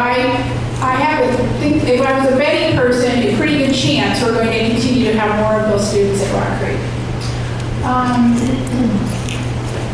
The Cougar classroom. Those classrooms are, we have Cougar classrooms in all elementary schools in grades 1 through 5. And those are students who haven't scored quite as high as the Discovery students. And there's a trend of the boys and girls either having a strength in math or in language arts. We cluster those children together so that the teacher can provide differentiation. The boys and girls have that synergy of working together. I think some of our parents are saying they kind of get each other. And the questioning and the conversation could look and sound a bit different than some of our other boys and girls. So that is pretty much the elementary program in a quick view. Our middle school program is much newer. It actually started during the pandemic, after that. And the ELA social studies programs are in both middle schools, and they're present in all 3 grade levels. And at this time, the children who are participating in those programs are children who come from the Discovery classes and the Cougar classrooms, and who had a great interest in much testing of new families or students that hadn't been previously high-cap students that we are assessing. So in those classes, the curriculum, I worked with the Maple View instructional coach on when they adopted a new curriculum that we look at a lens for those highly capable boys and girls. So that curriculum can be expanded on, elaborated on, enriched, and of course they add on too. And we're continuing to learn too. I'm learning more from them from middle school, but the feedback I have received from teachers, parents, has been very positive. And you've heard from families tonight, they have middle school students. I want you to also make sure this evening that you have a voice from the children. And so I have a quote from a middle school student. And she has shared with us, I love the high cap program. It is fun to be in a class with other kids more at my level. I never feel bored and love to do all the projects. I love how I get to choose what I want to learn more about and have freedom to create what I want. The teachers are supportive and encourage us to discover and learn. They are awesome. Okay, we can have the next slide, please. So we have some pictures of actual Discovery students thanks to Lake Wilderness. And one of the aspects of highly capable programs is this idea of project-based learning that supports the sense of choice and ownership and passion. And the Night of the Notables has been around for a very long time. I don't know how many of you know about Night of the Notables, but it is a moment where the boys and girls get to choose a famous person in history and really dig in deeply about it. They wear costumes that represent that person. They have project boards. They can answer questions. They take on the persona of the person, of course. And they make game boards, and they'll give up new speeches, taking on the role of their character. And I have been to some of these events, and they are really fabulous, and the boys and girls love it. And it has been around, oh my goodness, well over 20 years. It's just kind of one of those almost passive rite of passages, kind of like Camp Casey. Well, in Discovery, the Night of the Nobles is one of those. So go ahead, please. Okay, I thought you might want to look at some numbers. So we have the Discovery classes, the Cougar classrooms, and the middle school ELA social studies. So you can see in the first column is last year, 2021-22, and then this year, 22-23. And so in third grade Discovery, we've gone from 40 to 51. And in fourth grade, down a little bit, 39, 36. And fifth grade has stayed the same. But then the Cougar, look at our first grade. Even though those aren't very big numbers, but if you think about them mathematically, from 3 to 11, and then in second grade, 16 to 21, and then 23 to 11, and that had something to do with the Discovery business with the third class. And then fourth grade, you can see 6 more, a couple less in fifth grade. But our numbers at the middle school, there's a big jump this year in the sixth grade, and then steady growth in seventh and eighth. So that is the number of students, and you can kind of see the growth patterns that we're experiencing. One thing we have done, kind of this idea of trying to work smarter, not harder, is when I took over this job, the referral windows were kind of staggered when boys and girls and families would recommend them for testing. And we, this year, have consolidated into one long window. And AJ's helped me with this and communicating out to families that if you have a kindergartner you want tested or you want a 7th grade tested, here's your window of time from September through December. And we're seeing, we believe it is more successful in using our time instead of these staggered windows that kind of went on through February and March. Okay. Here we go, AJ.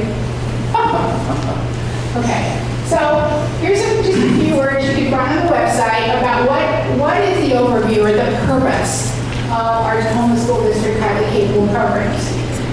The Tahoma Highly Capable program provides a continuum of services for our eligible students in grade 1 through 8, and then I also included the high school with their other programs, 9 through 12. The continuum of services is fluid and responsive to the needs of our students. The elementary and middle school highly capable programs provide identified students with academic opportunities at an advanced, accelerated, and rigorous level due to their ability to comprehend and apply information skills. Options for services would include those self-contained classes, discovery, or cluster groups, the Cougars, and within that, differentiated instruction, and then, of course, the high school level, we have AP courses, college, and high school and running starts. So that gives you the breadth of what our students are offered throughout the years. Okay, more pictures. Project-based learning, I just want to emphasize that idea of children taking ownership, being afforded choice, being able to connect with what's important to them, is really one of the cornerstones of highly capable education. Children have a sense of wanting to be creative, wanting to be original. And so project-based learning definitely affords those opportunities. Okay, so we do have goals as well. And to provide enriched and accelerated academic learning opportunities with a focus on developing critical thinking skills and problem-solving skills and strategies. To offer an environment where highly capable students meet their full potential and are stimulated intellectually and encouraged encourage and develop future-ready skills. We want to foster those social, emotional welfare of our highly capable students where they grow and develop a positive self-image of themselves and others. And I will just stop there for a second and say, when I took over this job, number 3 was really important to many parents and families. That how do we keep the feeling of our children feeling unique and all the wonders they offer, but not feel as an outsider either. And so that there is that positive growth moving forward. And we have focused that over the time, but it seems like the teachers have done an excellent job, the schools have done an excellent job in helping to support that as well. And lastly, to offer learning opportunities to promote originality and creativity. And here's just another picture. We saw a lot of projects, but here's one that's more engineering-based, science-based. It shows students, working by themselves, students working in groups, different dynamics and choices. So discovery and action. Okay, now we're going to do one of the highlights of this presentation. We are going to have a video clip from Erin's 5th grade classroom. And some look forwards for you as you watch it. Take note of how the boys and girls are engaged in real life connection within the lesson, real life connections, the sense of collaborating, of problem solving, project-based, hands-on learning. So take a look at some of those things. And AJ, are you ready? Oh, AJ's getting ready for it. No, but I will be shortly. All right, we're going to take a little pause.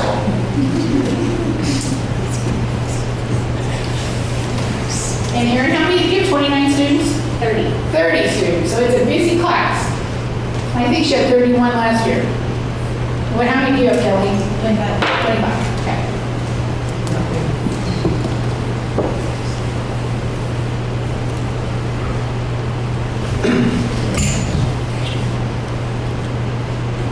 I don't have access to it. What?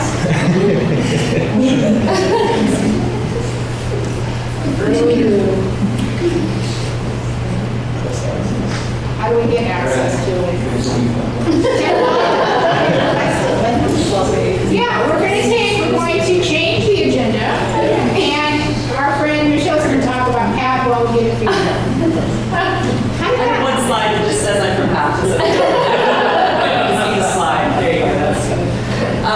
They can hopefully get that worked out. So PATH stands for Parent Advocates for Tahoma's Highly Capable, and we're a 501c3 nonprofit, and our effort is just to support the Highly Capable program and students in Tahoma. So we're very tiny. We're just for Tahoma School District. And PATH formed 4 years ago when some parents got together and saw a need that we saw in our students. The district wasn't able to see it the same way. Right? We, as district teachers and staff and as parents at home, we see different aspects of our children. And so PATH was founded on this belief that when we can bring those views together, we can serve the needs of our kids more. And so PATH has 3 main aims. We educate parents on the unique needs and characteristics of gifted students. We foster community between families. We find that in the program, the kids actually get a lot of community already, but we parents sometimes feel a little bit alone because it can be a different experience parenting a child who has some different needs than our other parent peers. And so it creates community for parents there. And then we also bring our collective voice to the district to help see some of the things that we have. Currently, our focus in PATH, what we want to accomplish the most is teacher support and teacher training. I know Chris is going to talk a little bit later about some professional development opportunities. But in teacher pre-service, probably most of you know that there's not, normally in a pre-service program for teachers, there's nothing covered on gifted education.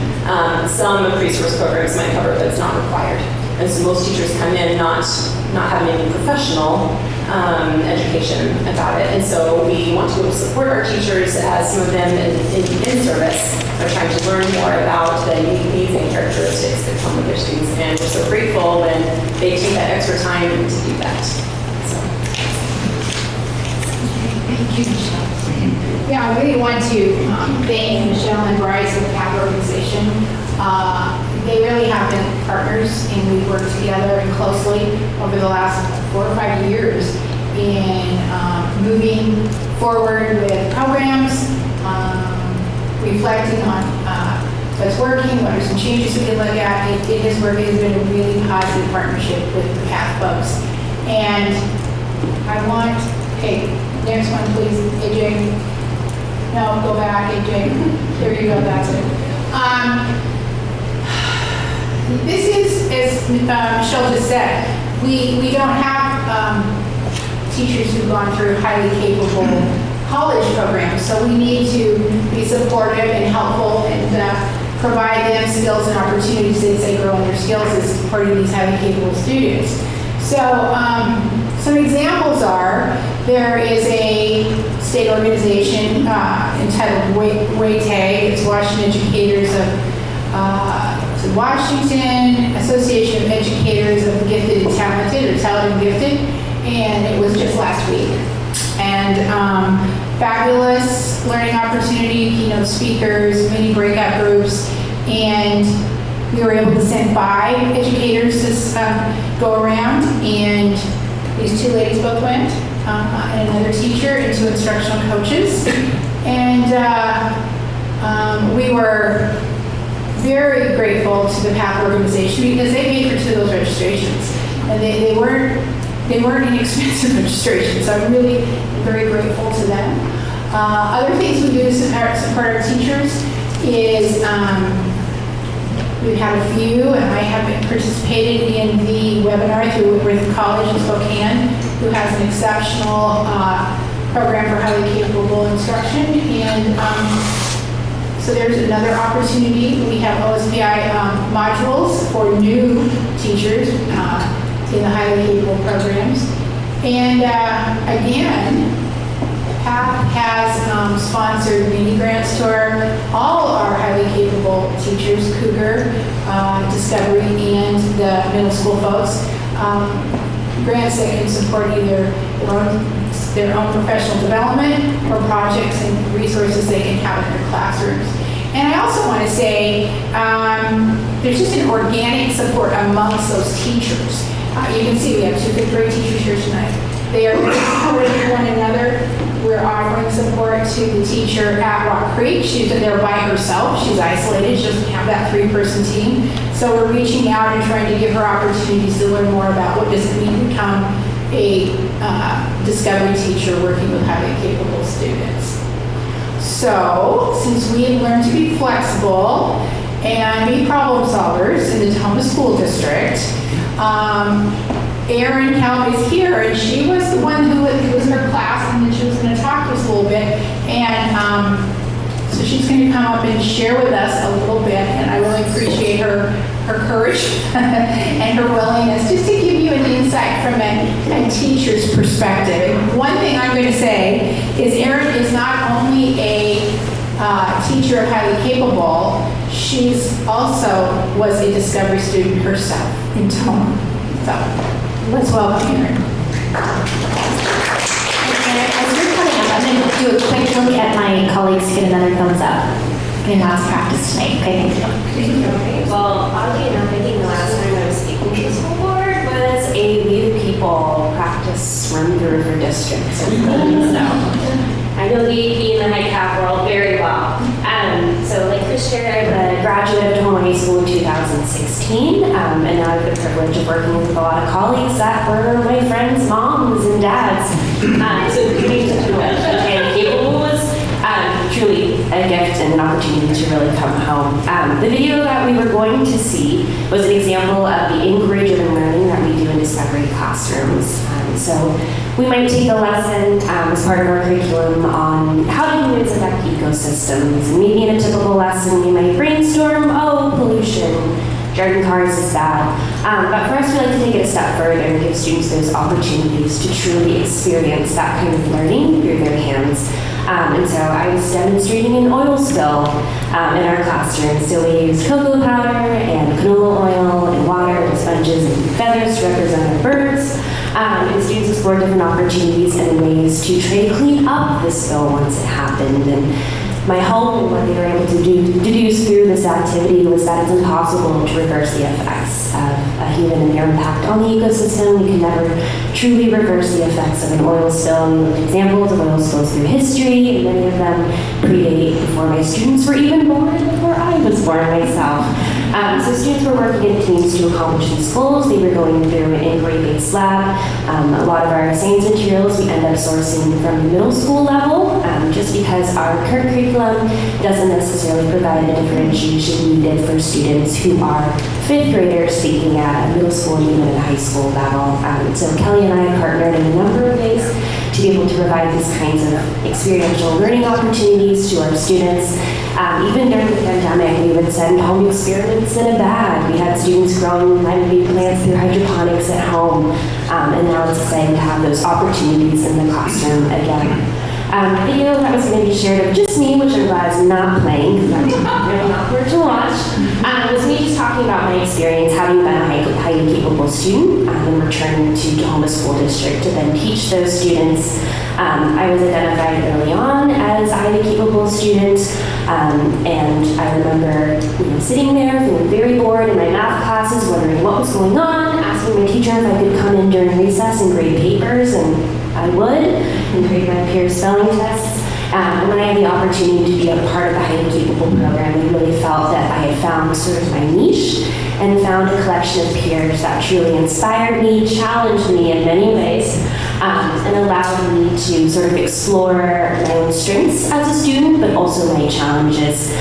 So I continued the highly capable program into middle school and high school. I was an AP scholar and all of that, but I think my foundation really started in discovery and getting to be at that elementary level where my teacher was able to adapt and design learning around me, around my interests, which isn't always possible at those higher levels when we're dealing with higher volumes of students and larger class loads.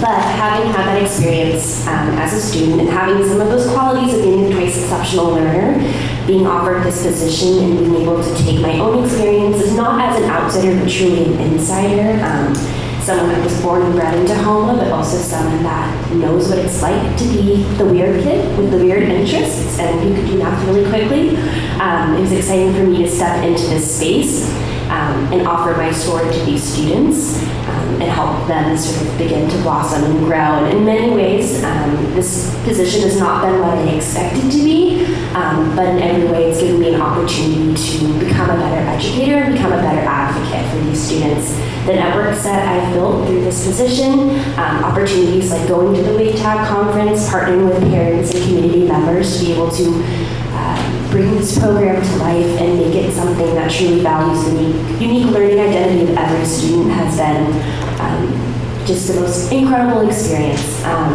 So I'm not sure if I shared everything that was in the video, but those are just the highlights. I want to thank you for allowing me to speak and share my perspective as a forever Tahoma and a teacher now. Thank you.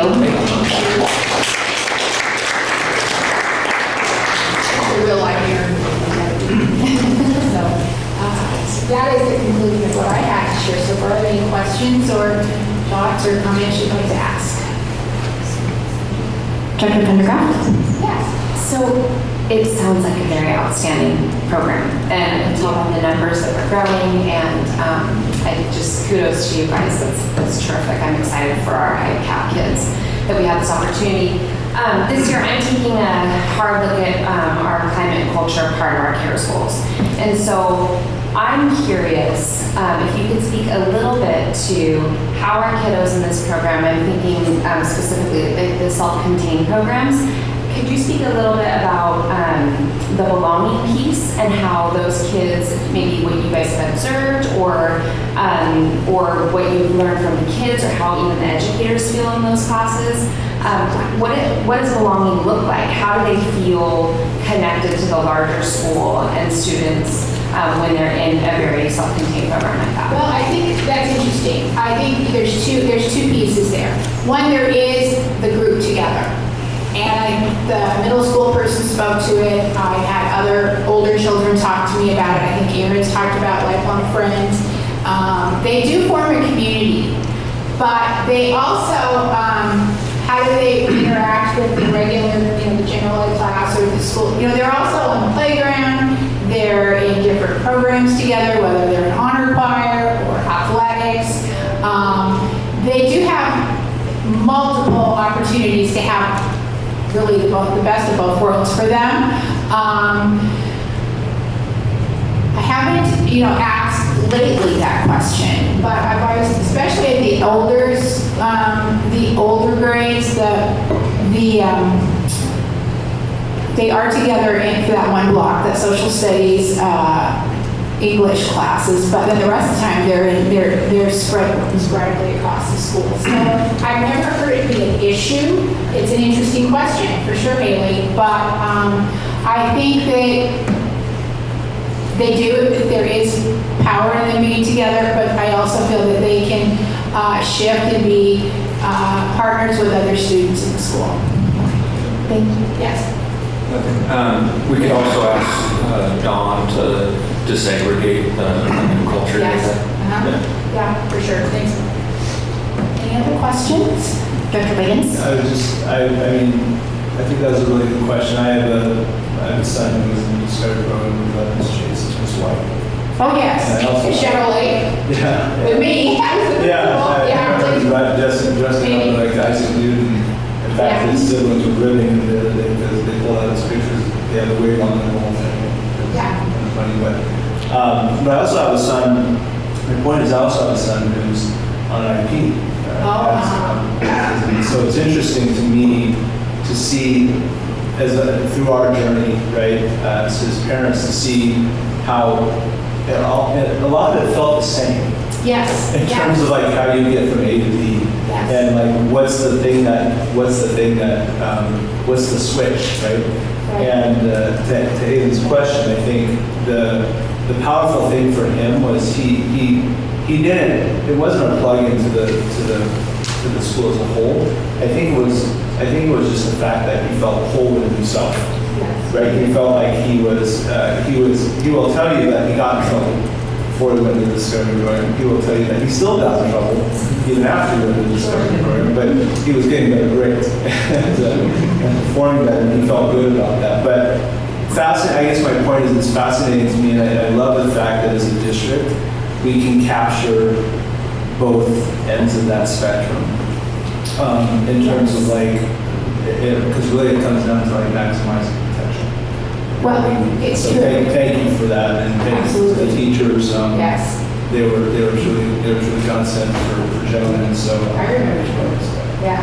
So really, if you think about who we are, we are totally committed to the idea of every child, every classroom, quality learning, and whatever the need of the child is, we need to have those options and those programs available to them for sure. So thank you. You're welcome. Vice President Pond? I've got two questions. Yes. Echo the comments from Director Wiggins, Director Pendergraft.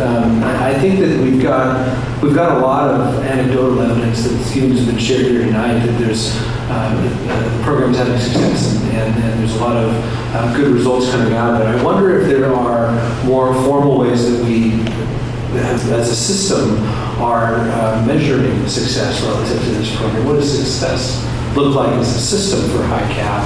And then the other question that I had was, are there things that our peer or other districts are doing that either from an offering standpoint or a delivery standpoint that maybe we aspire to, something that we don't have currently that we would like to add to these programs?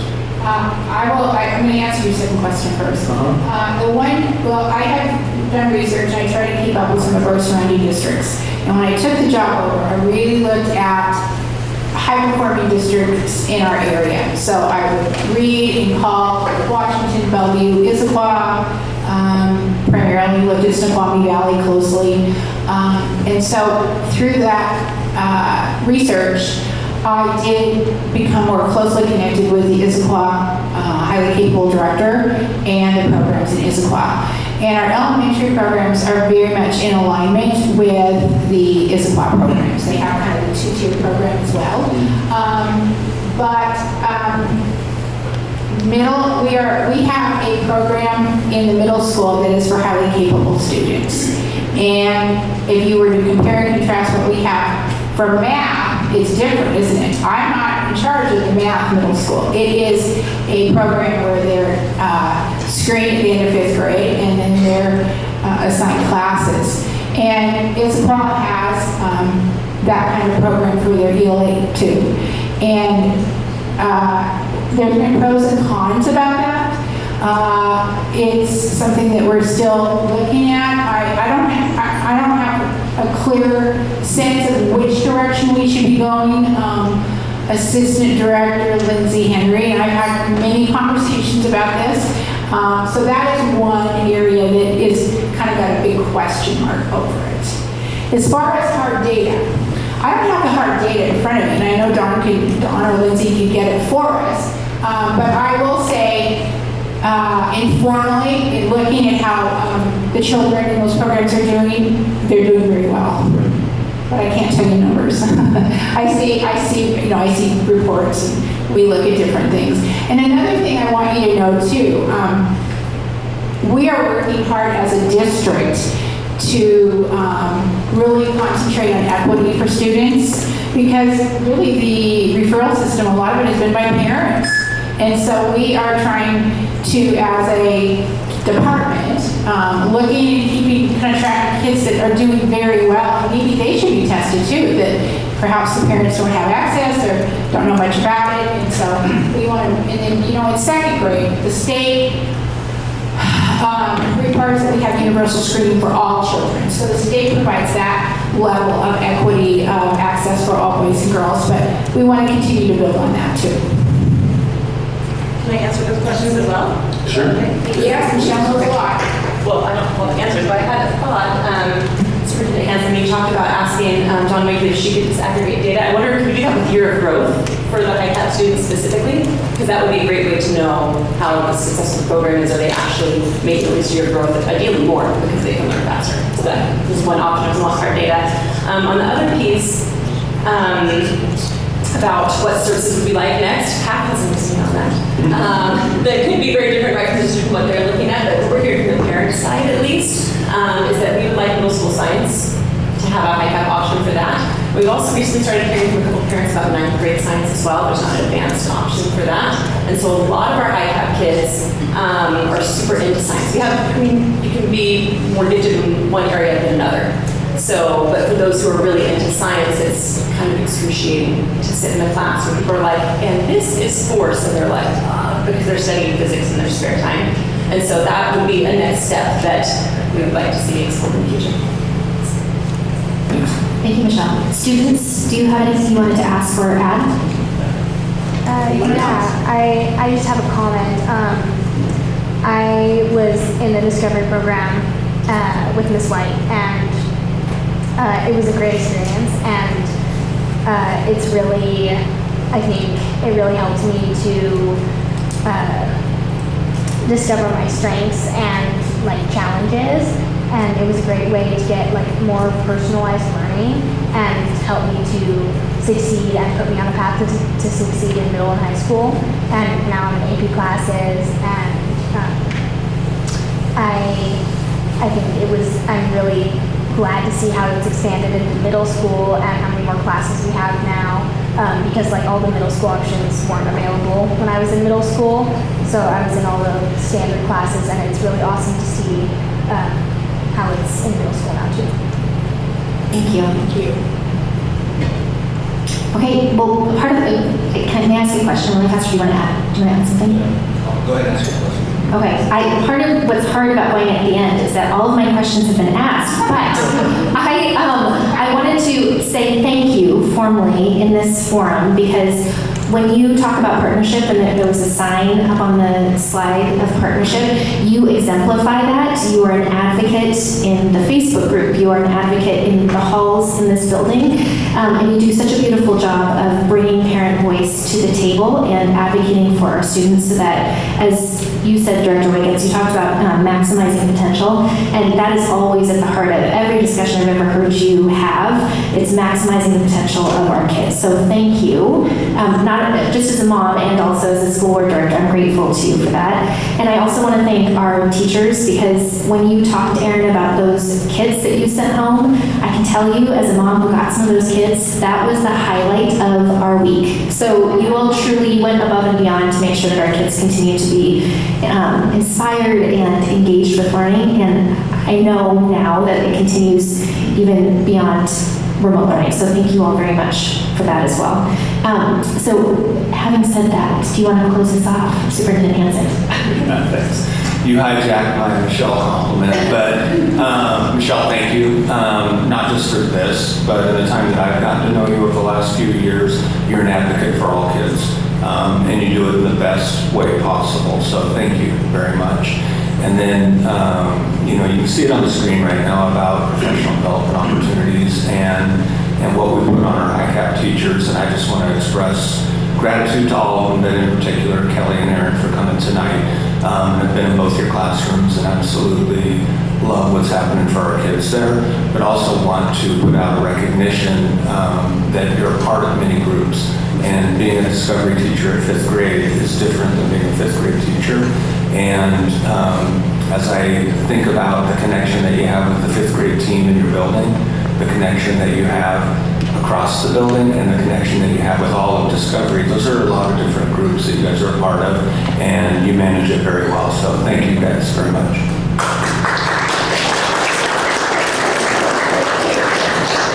So before we close this agenda item out, can I just circle back and make sure that we have our follow-ups in place? So we're going to be pulling out data, correct, on climate and culture, and then also on It's already done.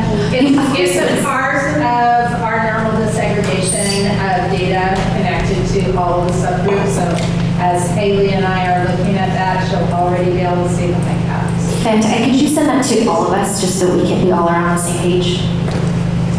I don't know if I should be looking in the back of the room or the front of the room. We need to talk about as part of the data. Okay, perfect. Thank you, Chris. Thank you. Okay, we're going to move on to agenda item 5.04, which is our action to approve resolution 2022-10 recycle technology. May I please have a motion to approve agenda item 5.04, action to approve the resolution 2022-10 recycle technology? I move to approve resolution 2022-10 recycle technology. Second, same. Vice President Miller motion and Director Wiggins seconded. Thank you both. Technology Supervisor Trevor Davidson is now going to join us. If you could come up here. Oh, and high cap.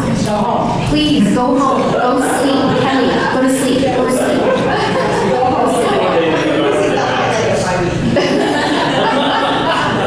When I was in 8th grade, I was Einstein during, I don't know. It's a long You guys know. Trevor, we were kind of hoping you would wear that costume tonight. So now that we know that you did that. 20 years ago. So. Bar said hi for next time. Yeah. Never say never. So this is a standard resolution for recycle of equipment that is no longer usable for the district or is broken. It has no resale value, fairly standard process in this.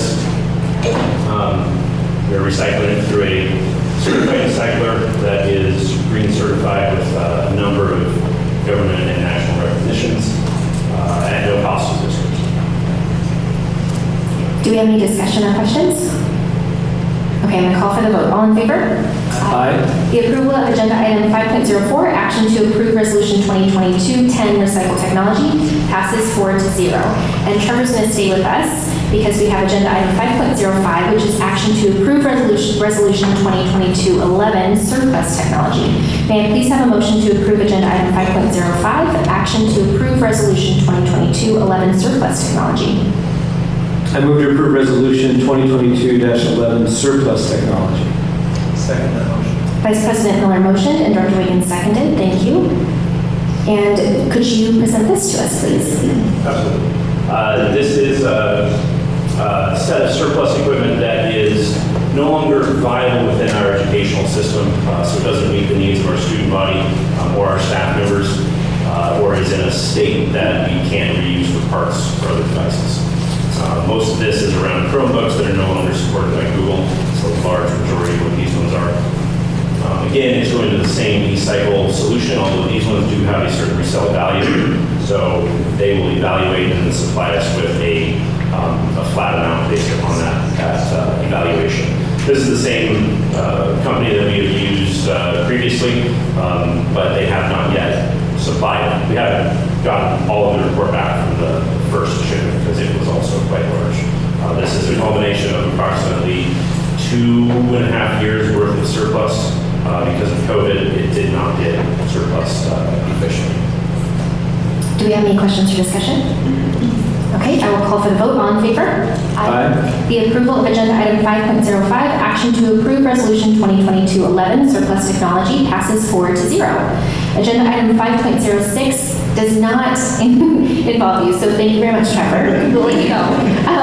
5.06 is reviewing revised procedure 3416P, medication at school. And District Nurse Jennifer Lyons and Director of Special Services Annette Lindsay will be joining us to answer questions. So this is one of the items that's a procedure, but there's such a significant change in it, it was to make you aware of a procedural change. So you can just put it up. There's a couple.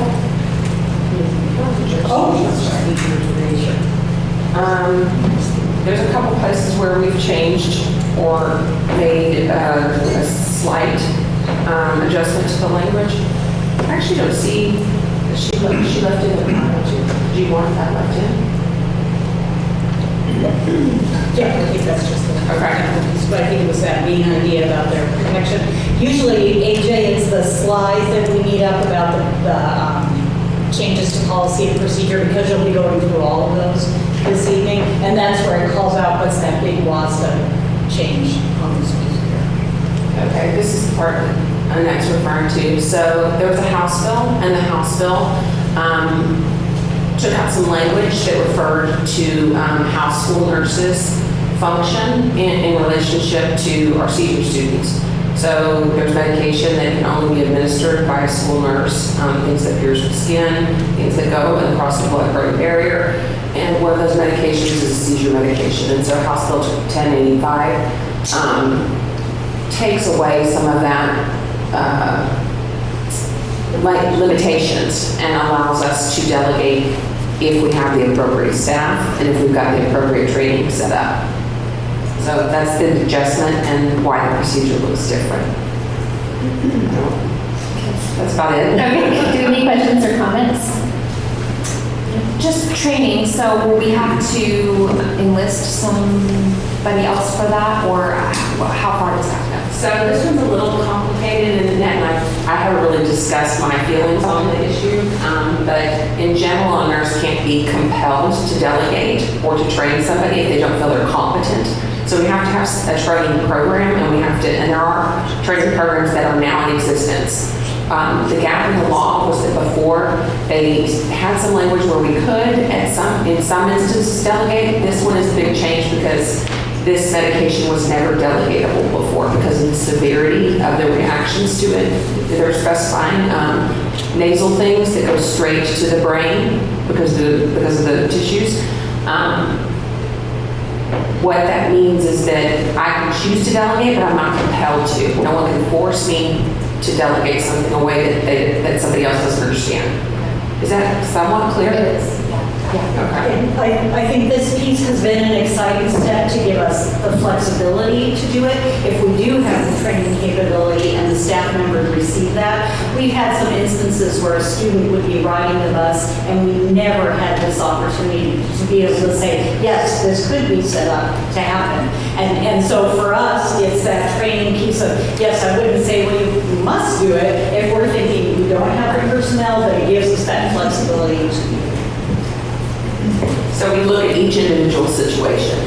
So, and we make sure that the training information that we have is fully comprehended. So sometimes what that looks like for somebody is you've been sitting here learning things all day long. So you need more than one. With nursing delegation, it's a continued oversight and continued access to that nurse in order to understand if there's any changes or questions or, it's like when we talk about first aid CPR. many of you have probably had the training, but you've never actually performed it. And so in that moment, understanding the risks and liabilities and remembering all the steps that you've been trained to do is difficult. And so they're just ensuring that there's a process for those situations, and that we have the capability, if we desire to do so. And we feel it's necessary, yes. Thank you. Vice President Miller? Anytime that you're at the podium or one of your staff is there, I'm going to take the opportunity to say thank you. We're so appreciative of you and your team, and I think this is a wonderful demonstration of the care that you put into examining these types of issues and considering the opportunity that it represents, and just doing the absolute best to take care of every one of the kids in our district. So thank you. Thank you. I like my boss, and I really like taking care of your kids, and I'd rather be doing this job than the teaching job. So I'm good. I think I had just a question about sort of forming up what that training, quote unquote, would look like. I think you kind of addressed that. So currently, I think the Epilepsy Foundation is the first group that has come out, and so that's perfect. So for example, when I worked in a hospital situation, I was familiar with things and I saw them all the time. But even for somebody like myself, the language, the drugs, what we do to treat a child changes rapidly. And without continued training for the nurses and for the people that you're delegating to, because these things change so rapidly. So the Epilepsy Foundation is the expert on this. And there's another one, I think it's the American Seizure Association. But with both of those organizations, the first one out with the training is, I think, the Epilepsy Foundation. And so they've got a training for school staff that we can start trying to implement. So that would be something that we would look at special ed services paras, or people that we were going to put in those roles riding the bus, and see if we had somebody competent who was in that sped classroom or in that classroom with the student with the need for that person. And just so basically the statute puts you in a position of sort of the gatekeeper of that. Yes, sir. Because you can't, to your point, you can't be forced to delegate that. So it's yes, sir. As you feel comfortable. Okay, thank you. You're going to stay with us for the next agenda item, which is 5.07, our first reading revised policy and procedure 6512, infection control program. Okay, so this one's all about what we've all been dealing with for the last couple of years. So this is kind of in my wheelhouse, but it's also in the human resources wheelhouse. So I also referred this over to Tracy and Scott for review. So if there's anything after this first reading that changes, it'll probably go in that direction. Okay. So basically, the governor's proclamation says that we're going to have a policy to address infection control, and part of that is going to be monitoring vaccination status of employees and staff and volunteers. And so that's what all the language that's changed in this particular policy and procedure is surrounding that information with COVID vaccinations. Questions? Okay, thank you both.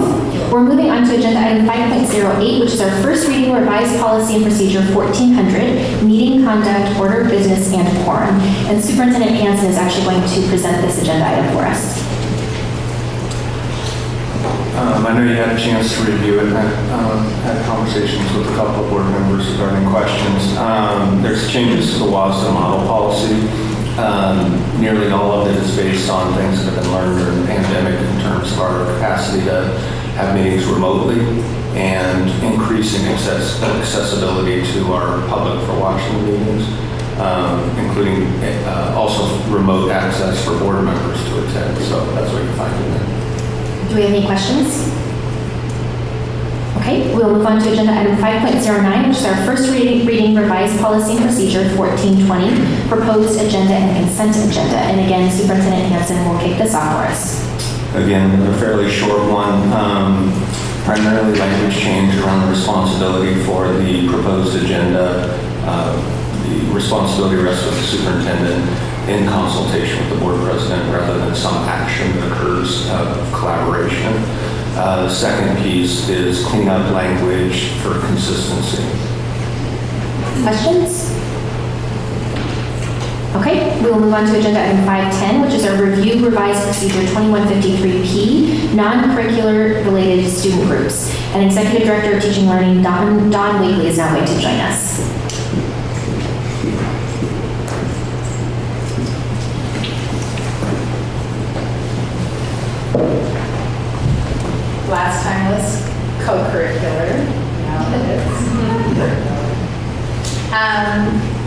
particular one, you'll notice that it's a fairly minor procedure change in some regards. I did include the policy just so that you could reference it. And the piece that has been removed is the appeal to the school principal that was included in the procedure previously. As we add recommendation connected to WASDA for that, the criteria connected to the decision-making that the principal bases their decision on is pretty clear in the policy, and we have not had a moment of appeal. It's the principal or the designee who's making that choice, so I think the expectation of then that appeal from WASDA's perspective didn't necessarily make a lot of sense. Do we have any questions? Thank you, Dawn. We're going to move on to agenda item 512, which is got ahead of myself. 511, which is our first reading revised policy 2240, summer school. In this particular one, just making a clarification, the former policy spoke to out-of-district students, and we really don't have, and haven't for a long time, had any out-of-district students attending summer school, and so this cleans up that language a little bit. Summer school is definitely one that is not cost neutral to the school system. We do charge fees, and if we were to charge the actual being cost neutral fees to students that were out of district, I can guarantee there would be no students that would be taking summer school very much cost prohibitive. Questions? Considering the impact the last couple of years have had on academics and progress, do you think that's enough? I mean, do you think that program should? And I'm just asking for an opinion for clarification. It seems like they're kind of cutting it off early. The recovery learning funds, as far as the ESSER funds are concerned, unless Lori's hearing something that I'm not hearing, are going to essentially expire with the end of this summer. So we do have a little bit of recovery learning funds available to us to be able to help to support for this last summer, potentially, and then just that resource will expire. Will there still be students, high school students, that are in need of credit recovery? There have been traditionally in our history. Always we've run anywhere from about 70 to 150 students. That number has certainly been higher the last 2 years, partly because we haven't charged any fees at all. We use the recovery learning money to be able to help support those families. Thank you very much, Dawn. We are now moving on to agenda item 512, which is review revised procedure 4000P public information program, and we are inviting Director of Public Relations Vijay Garcia to join us.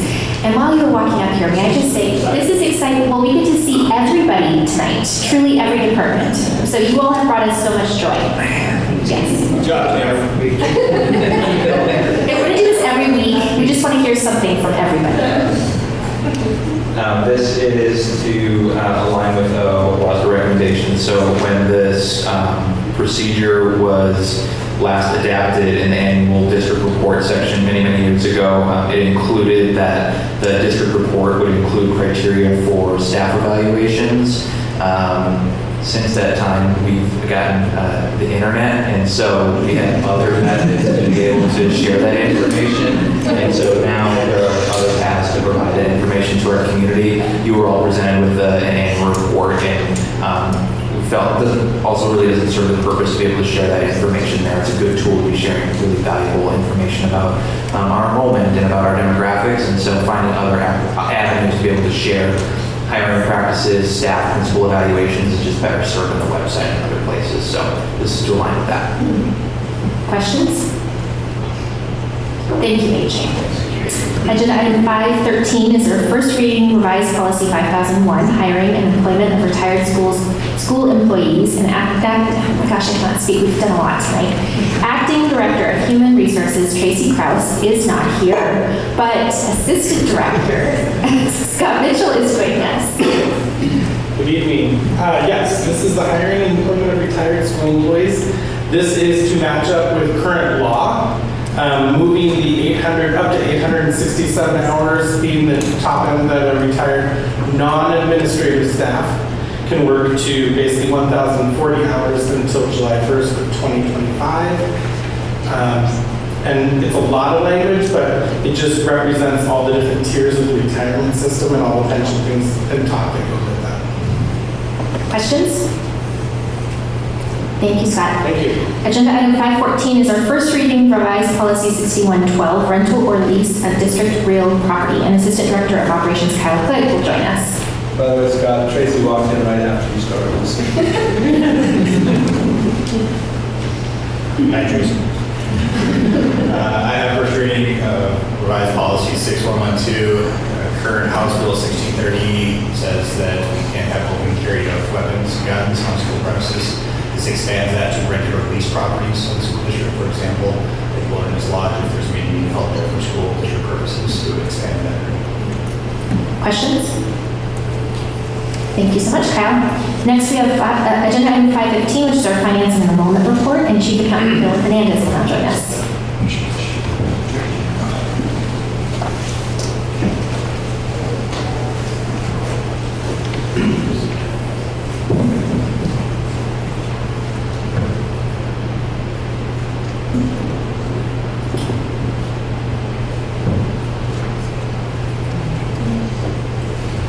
Perfect. And AJ, I'm going to give you a little bit of a break tonight. Watch us stay on page 1 for now. Going over the August financials. For those of you who don't know, our fiscal year runs from September 1st through August 31st. So this is the last month of our fiscal year. Director Cloud and I just submitted our year-end financial statement to the Educational Service District today. So that's off for them, and we're waiting for their review. This is also the last month that I have to straddle 2 different fiscal years while I'm up here talking to you. So big relief for me. Going over the revenue side of things first. Year-to-date revenue finished at $136.8 million, which is less than 0.25% variance from what we had estimated back in June. Similarly, expenditures finished at $142 million, which is about 0.5% difference from our estimate that we presented, bringing our total fund balance to $29.8 million, or a reduction of about $5.1 million for the start of the year. AJ, if you can go down to page 11, the very last page for me. Perfect. And you can zoom in on the 22-23 graph right there. Perfect. Jumping over to the October enrollment, big area of celebration that I wanted to put on your attention. If you can see the graph here, our 22-23 enrollment has now exceeded that of our pre-COVID number, with our 19-20 enrollment by about 23 FTE. That's a huge accomplishment, especially considering what other districts are seeing around us. For example, I did a quick back of the napkin calculation. Seattle is currently down about 3,300 students. Bellevue's about down 2,000 students. In our neighboring districts, Issaquah down about 1,700 still. Kenton down about 1,300, and Renton they're still down about 800. That's as of their October enrollment figures. Whereas we here in Tahoma are back up to our pre-COVID amounts and are exceeding that. So just a big area of celebration I wanted to point out for you all. Any questions? You mean on this entire report, or just this graph? Just the graph. Just the graph, okay. We cut the space there.